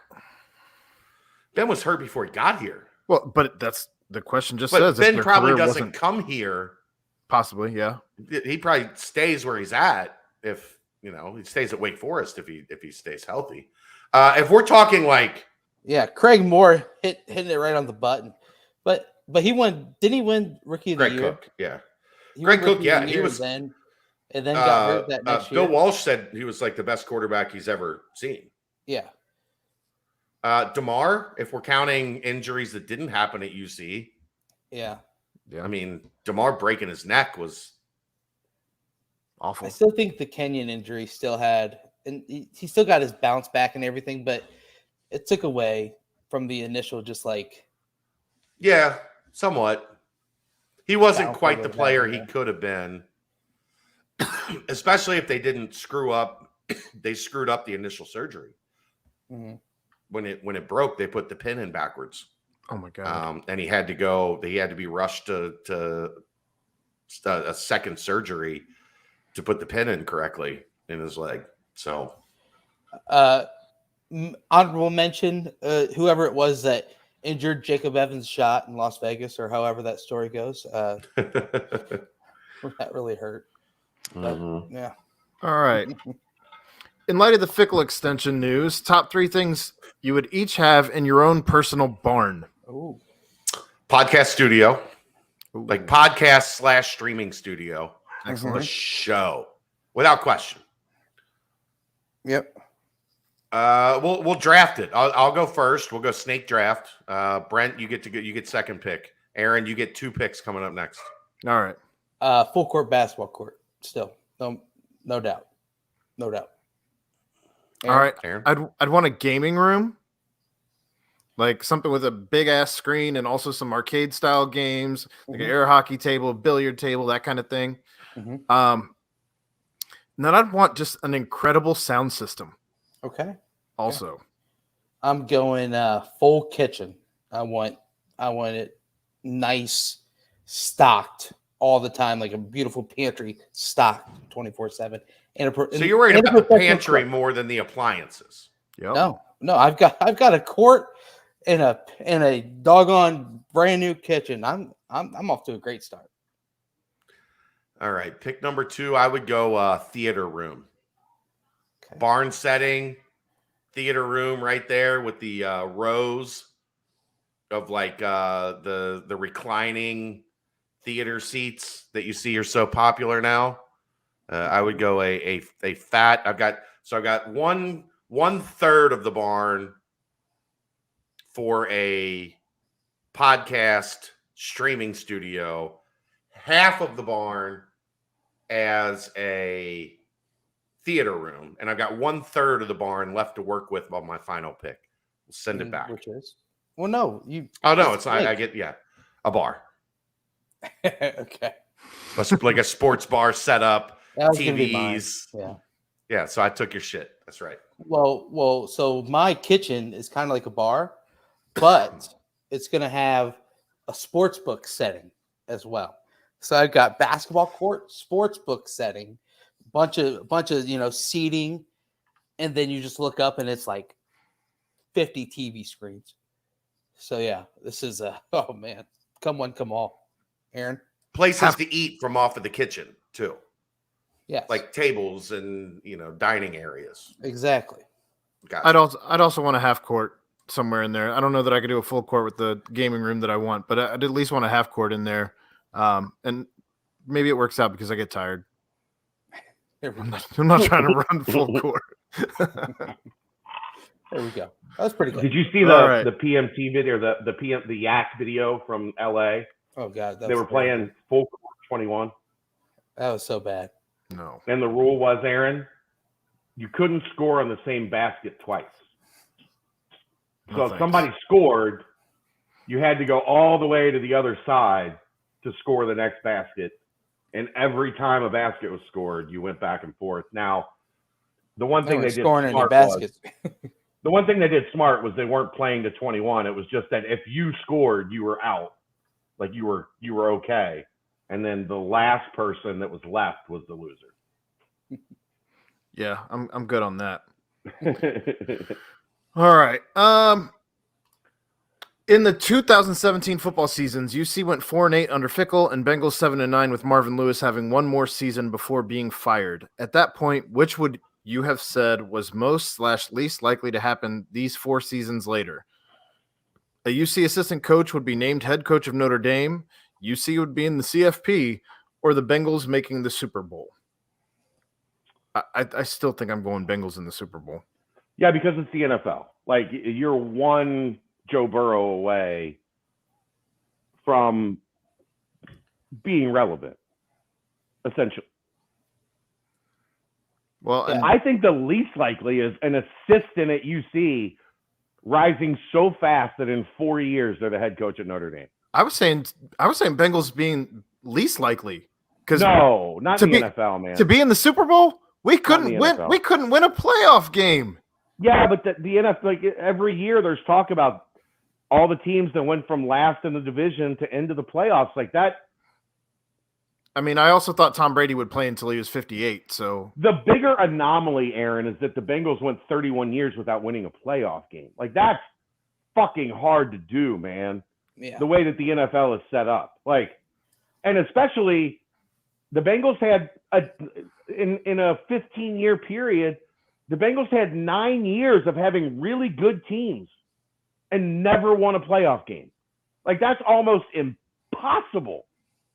It wasn't like they were the Lions who stunk for that entire period of time. It almost made the Bengals more laughable because they kept getting there and losing in ways that were just like, what is happening? Why is this happening to us? Still saying it would be pretty unlikely. Although I guess you could make that same argument. It's less unlikely than Cincinnati making the college football playoffs and a Cincinnati assistant in 4 years going from coordinator at Cincinnati after getting fired at Purdue, right? Remember that? Fired at Purdue, coming to Cincinnati, and turning that into head coach at Notre Dame in 5 years? That's unfucking believable. But they didn't say it had to be the Marcus Freeman route. You know what I mean? So it could have been like one where like this guy was here for like one season, like Al Washington or something, just blowing up, and then all of a sudden, after 3 years at Notre Dame, he gets a promotion. Mine is the college football playoff. When's the last time Notre Dame hired an assistant? Is the answer never? Because I don't know the answer. I don't think ever. You okay over there? Sorry.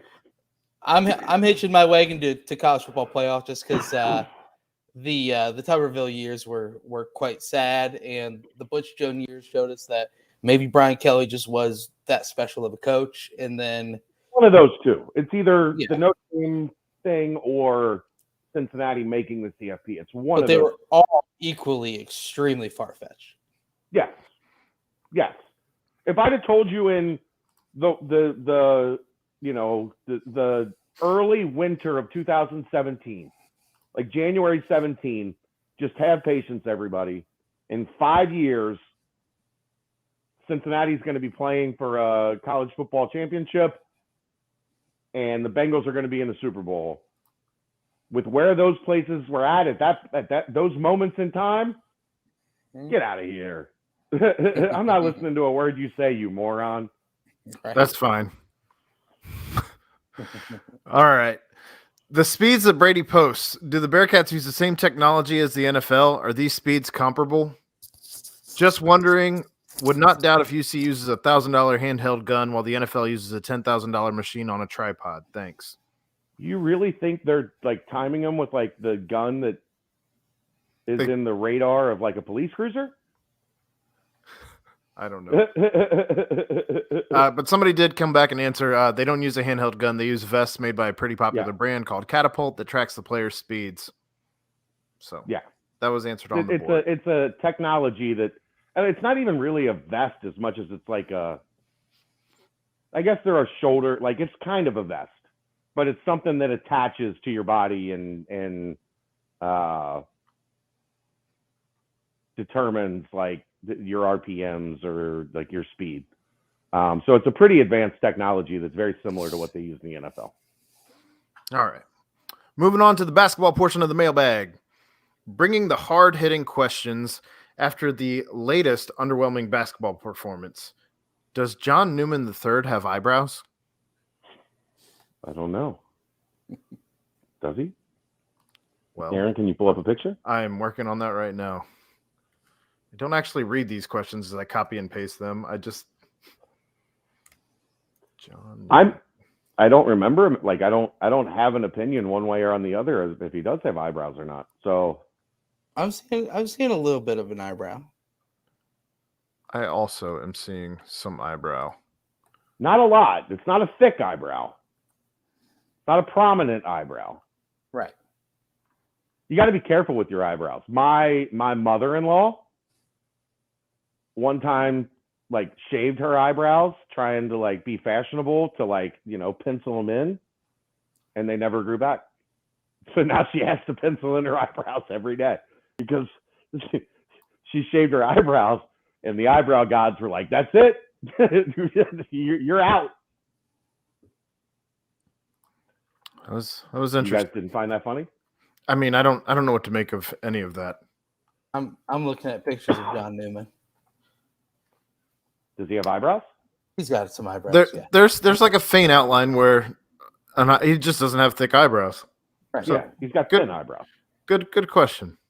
Yeah. If you were coach, what would your focus be on? The rest of the season, would you roll out the same starting lineup with the struggles of many of them? I guess I thought there was more to that. So if you were coach, what would your focus be on? The rest of the season, would you roll out the same starting lineup with the struggles of many of them? How excited or worried are you for the next 2 years of this program? You play to win the game. You put the team on the floor that you best feel gives you an opportunity to win the game. Yes, there's some development involved in that, but that's how college sports work because you only get 4 or 5 years with these guys. So you're trying to develop the back of your roster to become the front of your roster. But at the end of the day, you're trying to win the game in front of you. You're never making decisions that go in opposite of that core belief. As Mick Cronin famously said, and it's one of my favorite quotes I've ever heard live in a press conference, every October they tie you to the tracks, and it's your job to be untied by March. Like, the train's coming, so you better get the hell off the tracks, or else the train's going to run you over and you're not going to have a job. So while there are some considerations maybe for like, this guy is improving and we need to maybe increase his time in the rotation, that is always with the caveat of it also gives us a better chance to win the game tomorrow or today, or however you want to look at it. I think if you had seen anybody really standing out, you would have seen that happen already. And I just don't think that we've seen it happen. I don't think Wes is one, like, he's got to go with this starting five and that's it, the end. I think it's just a matter of we haven't seen anybody elevate to that point to crack into the starting five. Let's look at it like this. Play Abdul Ado less. For who? Right. Abdul Ado has been the best center on the team. So he's playing the most minutes. He's not playing all the minutes. He's not playing 37 minutes a game, but he's been the best guy. So he's playing the most minutes. Jeremiah Davenport has been the best guy at the 4. So he's playing the most minutes. Flaws, warts, and all. John Newman has been the best guy at the 3. Like, on and on and on. The conversations are pretty easy when you really get down to it, as far as why are these the 5 guys that are playing, 6 guys that are playing the most minutes? Because they've played better than the guys behind them. And the goal is always. I mean, unless maybe it's different if you're 3-17 at some point in the season, right? Mm-hmm. Where it doesn't matter. But Cincinnati's not in that situation. You play to win the game. Well, and the second part of that question was, how excited or worried are you for the next 2 years of this program?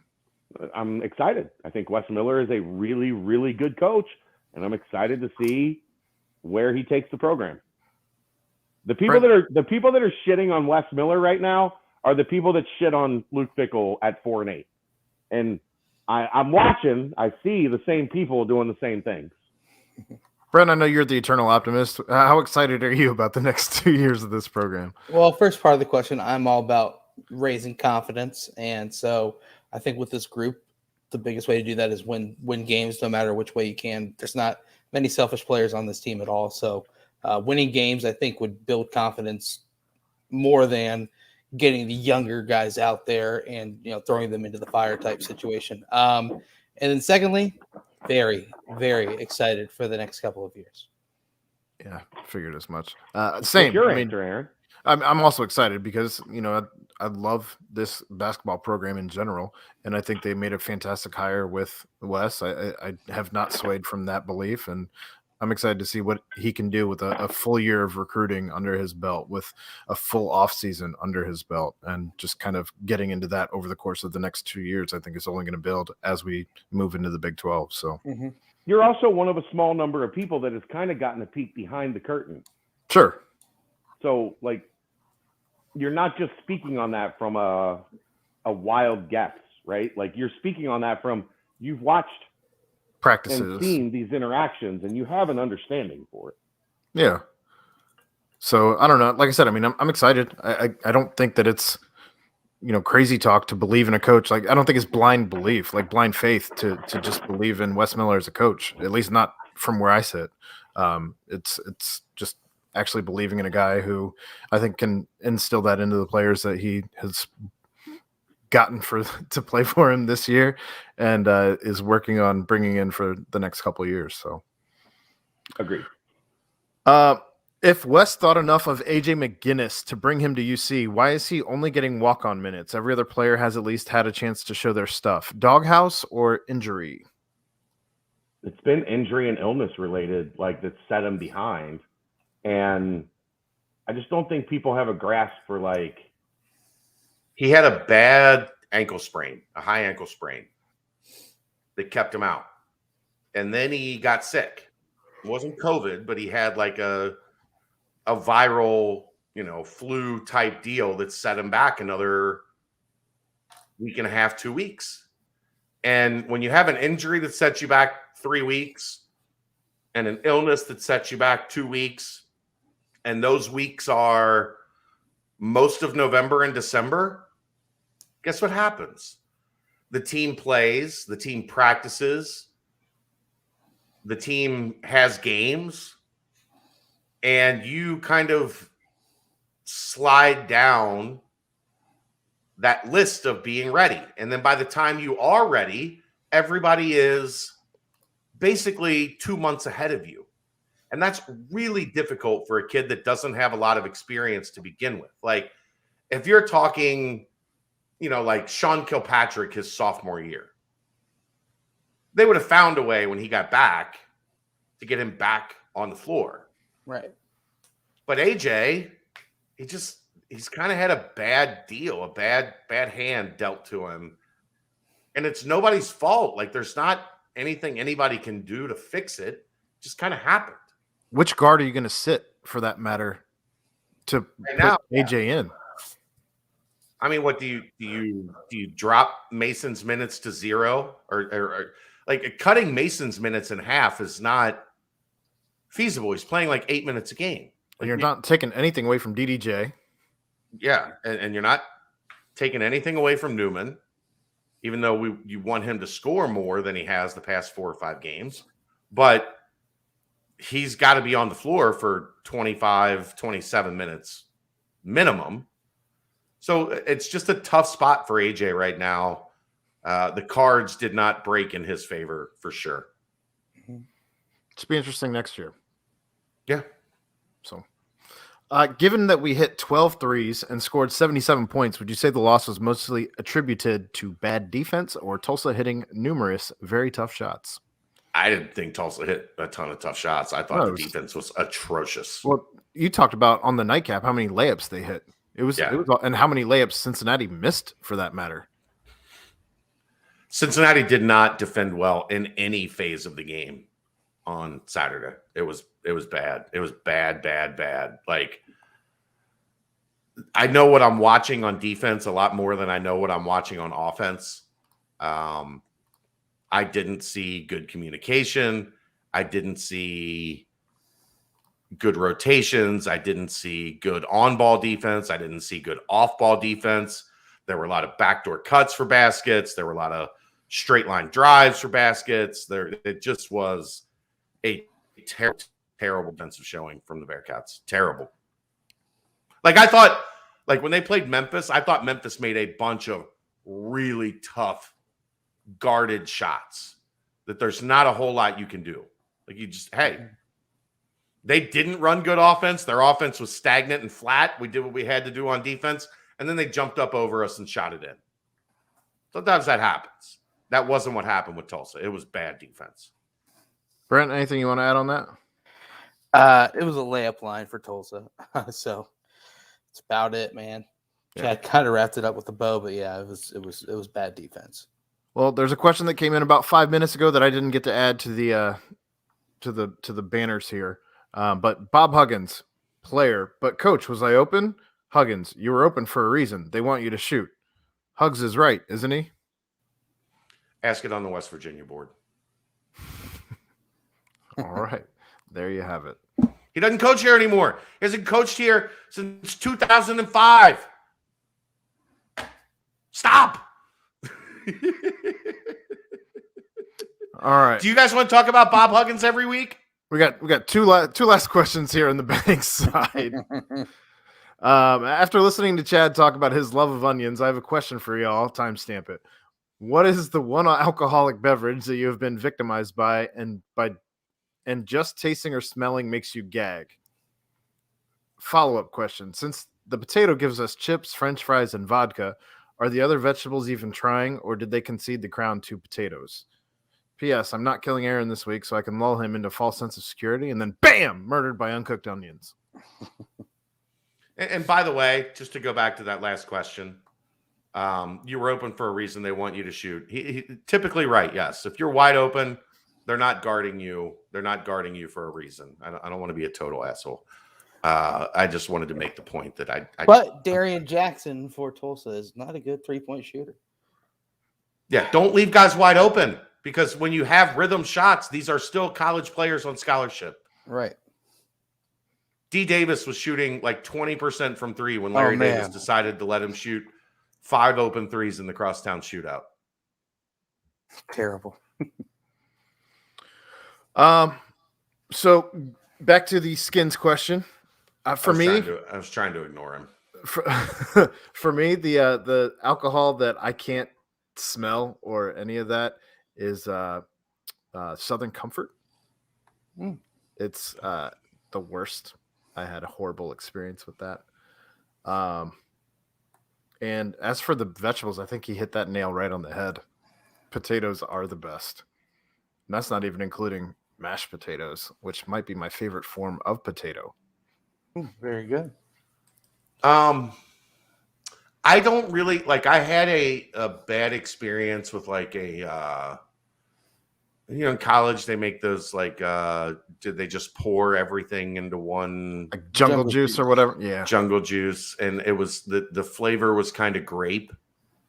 And I got sick off of it, so like I don't do a lot of grape juice anymore, and it might be why I don't really care for wine. Also, it's just the grape experience. There's really only one alcohol I don't really care for. Gin. I can't do gin. Gin for me, like the taste as soon as it hits my taste buds is and I don't have any reason for that. I didn't have a bad experience with gin. I've just never been able to like, vodka's fine. Tequila, I don't necessarily love, but there are now that we've gotten into like, the like tequila's bourbon explosion where there's a lot of different varieties where you can find stuff that's a little, like Cuervo's gross. If you're doing shots of Cuervo, you deserve what you get. What about Patron though? I like Patron White. I enjoy. I love Cabo Wabo, Sammy Hagar's, if that's still a thing. I haven't done tequila in a long time because I'm a 44-year-old man. Why am I just sitting at my house taking shots of tequila? I'm a man. I'm 44. I'm 40. I'm an idiot. I'm 40. I love that we got to make that reference twice in one night. You know the one alcohol I love and don't get to drink enough? That Kelly and I, like when we were in our late 20s, early 30s, we used to sit around and just get wasted off of and like laugh and have the best time. Sake. Sake's fantastic. Warm crafts of sake poured in the little, like in the craft, poured cup in the little cups. Yep. Oh man, we had some of the best nights of our 20 plus years together, just like sitting around hammering sake and like laughing our asses off. I love sake. Sake bombs. We did a hibachi a couple weeks ago, 2 months ago. And Kelly had a carafe of sake. And she was like, "Oh, I forgot. I done forgot how good this was." Go ahead, Brent. Sorry. You're good. Mine randomly is rum. It used to be Irish whiskey, but like going to Ireland and just pounding Irish whiskey and Guinness for a week and a half straight kind of made me like it. But rum for me, I don't know why rum. I just can't really do it. Don't love it. I don't like Captain, but I like some of the Jamaican, some of the Caribbean rums I like. Probably from going to the Caribbean and being down there and drinking it quite a bit. But like I don't like rum's not at the top of my list. I don't hate it, but I don't have that same like, dude, when I take a drink of gin, I'm just like for me it would be like a shot of Jameson with the boys because I've got bunch of these Irish friends and they're all like like they just do it like it's nothing. And I used to like gag pretty bad, but now it's gotten better now, but still it's like run for me somewhat. I just can't really do it. All right, so the second part of that question for you guys about the vegetables. Is there anything better than a potato? No, not even close. No argument here. Cauliflower's trying to make a run for its money, but Trying real hard. Nothing can ever beat a potato. There's no doubt. All right, then we're all in agreement there. And the last question on the mailbag. Even after the egregiously bad holding call on 3rd and 8, and on the same play, blowing on an easily seen false start call on the Rams, we still had a chance to win if they called Donald offsides, as he was not only lined up in the neutral zone, his helmet was actually on our side of the line of scrimmage. Make that call. It's 1st and 10 on the Rams 46 with 43 seconds left. Discuss those 3 calls, non-calls. First off, I want to correct this entire question because the Aaron Donald lineup offsides was 4th down earlier in the game in the first quarter. Yeah, first quarter. It was first quarter. So that was when they went for it right around the 50-yard line when honestly they probably could have taken a field goal. It was the first time that they used Samaje Perine over Joe Mixon on 3rd and 1. Yuck. And then they went for it on 4th down. They did pass up. I don't think they could have got a field goal there, but they could have flipped field position and pinned the Rams back. And instead, they gave the Rams the ball right at midfield, and the Rams went down and scored the first touchdown of the game. I would have played field position in that particular instance. Yeah, he was probably in the neutral zone.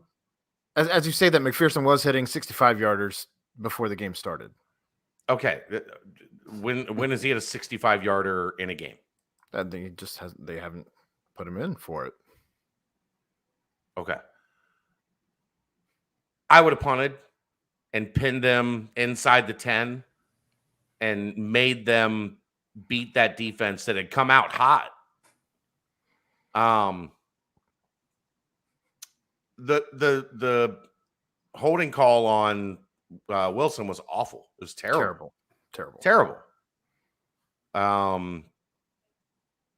So just as bad though as the no call on the T. Higgins face mask. Yeah, grab. like that stuff works itself out generally. Like I've had to answer this a bunch of times on Twitter, and I don't think people understand. It is perfectly okay to talk about bad officiating, being bad officiating. But at the end of the day, you have to overcome it. Like unless it is a terrible, disastrous call on the final play of the game, and there's no recourse or no ability to answer. It's the human element is until there's robot umpires, the human element is part of the game. I hate officials. I think that's terrible. That's my biggest issue with that. Oh, that was a big cough right in your mic. You all right? Easy boy. I'm good. I'm back. I think that my biggest issue with that entire play is the fact that there was false start on the entire offensive line. And it wasn't like you have a referee literally watching only the snap of the ball. And they somehow missed that, but got this holding call, which they hadn't called holding. Which he never held. Where it was, there's an angle where he has like a handful of jersey on the other side, but that's neither here nor there. But you haven't called holding, or you let the guys play physical the entire game, and then the last 2 minutes you decide that you're going to be a referee. Like that's my issue. Like there was no consistency with the rest of the entire 58 minutes of the game. There was great consistency for 58 minutes. No, I'm saying the 2 minutes. I'm agreeing with you, Aaron. I'm agreeing with you. Calm down. And that's exactly what Tony Dungy said today. Yes, who never says anything. Right. And can we, while we're on the topic of penalties and whatnot, can we just talk about Vernon Hargraves for a second? I would have sent him to the locker room immediately. He would not have been on the sideline the rest of the game. What was that all about? Did you see the Coach B, the Mr. Go 30 Twitter account? No. It's my favorite account on Twitter right now. He does these it's the coach sitting in the film room, and he's the coach and he's the players. And he's like, Peters, coming on the field, what are you doing? And Peter's like, my bad, man. I'm sorry. He's like, what are you doing here? And he's like, You're a free agent. He's like, well, I thought you might resign me. He's like, get out. Get out. Like, no, I'm not resigning you. The fuck out of here. What are you doing? What are you doing running on the field in shorts, a hoodie, and slides with socks? I saw somebody said the 15-yard penalty was for slides and socks on the field. I mean, I'm an Outcast guy, so flip-flop, socks, sweatpants, if it enhance your brain, I don't mind it. But what makes you think that's okay to do? No idea. Dumbest shit ever. Yes. Like you'll never play football again. Nobody's ever going to sign you again. You were healthy, not on the roster. Right. Healthy scratch. You were lucky to be there. And you cost your team that you'll never like I would never sign that dude. That drive too. Like it just completely took any chance of getting anything. Well, off that remember drive. they got a first down. They got like 15 yards, but then it only got them to the 25. It was like a mix and run or something. Yeah, imagine if you start at the 20, you get out to the 35, 37-yard line. All of a sudden, you make a play on first down, and now you're moving. Idiot. And that could have been such a huge interception. Also, in the same question, they wanted to say P.S. Chase was running wide open for the winning touchdown. His defender had fallen. His defender being Jalen Ramsey. We know. We saw the picture. If Joe gets another 1 second on the Donald play, we win. But yeah, we have the internet. Yeah. That's the mailbag. if you want more Bengals talk, I promise we'll be self-loathing tomorrow night on the Pardon the Punctuation. I don't think I'll watch. I don't blame you. I don't even. Are you guys going after the game? It'll be post game.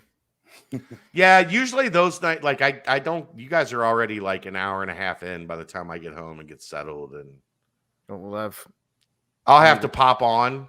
Well, I mean, I can't imagine for you to get done so we can do the nightcap. I imagine we'll probably get the self-loathing Bengals talk out of the way first, and just wrap the season with a bow. Yeah. Move on before we talk about spectacular season. Unless Cincinnati has a great win against Memphis, and maybe we have to lead with the Memphis win before we self-loathe right. And go to www.depressionhurts.org. Is that a real thing? Yes. Of course, it's a real thing. Well, anything else, guys? Depression's very serious. I do have one other thing. Yes. I know it's Valentine's Day, but today, I know I kind of alluded to it earlier, but my girlfriend and I have announced that we are going to have a baby. It will be my first, her third, and I'm also going to be a girl dad. So there is that. Congratulations, you poor bastard. You Yep. poor bastard. You're going to get everything that's coming to you. So that's a big reason why I won't be in this apartment studio here downtown after April 1st. I'll be permanently out in Athens. And that is not an April Fool's. No, it's not. Guys, Kelsey had a delivery today. I was vaguely unaware of this. I think she hit me at a moment of weakness when I was in the middle of working, and she was like, "Can I order this?" And it was like crawfish. It was like $14. I was $18. I was, yes, get out of here. I'm busy. Get out of here. And it came today, and it was a Travis Kelce iPhone phone protector. Yeah. Kudos to him for repping the 513 when he was asked who he was picking. Well, I mean, if the Bengals were playing the St. Louis Rams, I think they definitely would have won. Kelsey was also very funny today. She was like, if they would have won, they were going to call off school today.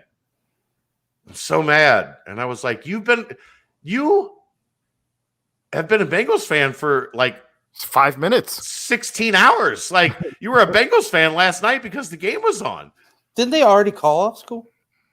Her school did not. Her school, I guess, apparently was waiting to see if they won. Oh man! And then they were going to call it off right after the game, and they lost. So they were like, "Nah, fuck them kids," which I think actually is the right move. Right? Look, there's consequences. Like you want to cheer for your team? All right. We're going to teach you kids at a young ass age. There's consequences. And now your team had a heartbreaking loss. It's 10 o'clock at night, and you better get your ass to bed because the bell rings at 8:05 tomorrow morning. Like, that's how you do it, right? Right. Well, guys, I mean, I don't know. That's just me. I appreciate that line of like, look, if you invested and your team won, take tomorrow off. If you invested and your team lost, get your ass up. The bus will be coming at 7:35. Moving on. Oh man. Well, Great show, boys. I loved it. Luke Fickell, the GOAT, the absolute GOAT. Big thank you to Justin Williams, friend of the BCJ, coming on yet again, and big thank you to Danco Transmission and everything else who wants to join us, y'all. But aside from that, big shout out and a big thank you to my pals, my partners in crime. That's right. Friday streamathon. Brendel. Friday streamathon. 3 big home Noon games. to midnight. Noon to midnight. 3 big home games for Wes Miller and the basketball team. But aside from that, this was yet again another great Bearcat Bounce podcast presented to you by BearcatJournal.com. See ya. And Danco Transmission.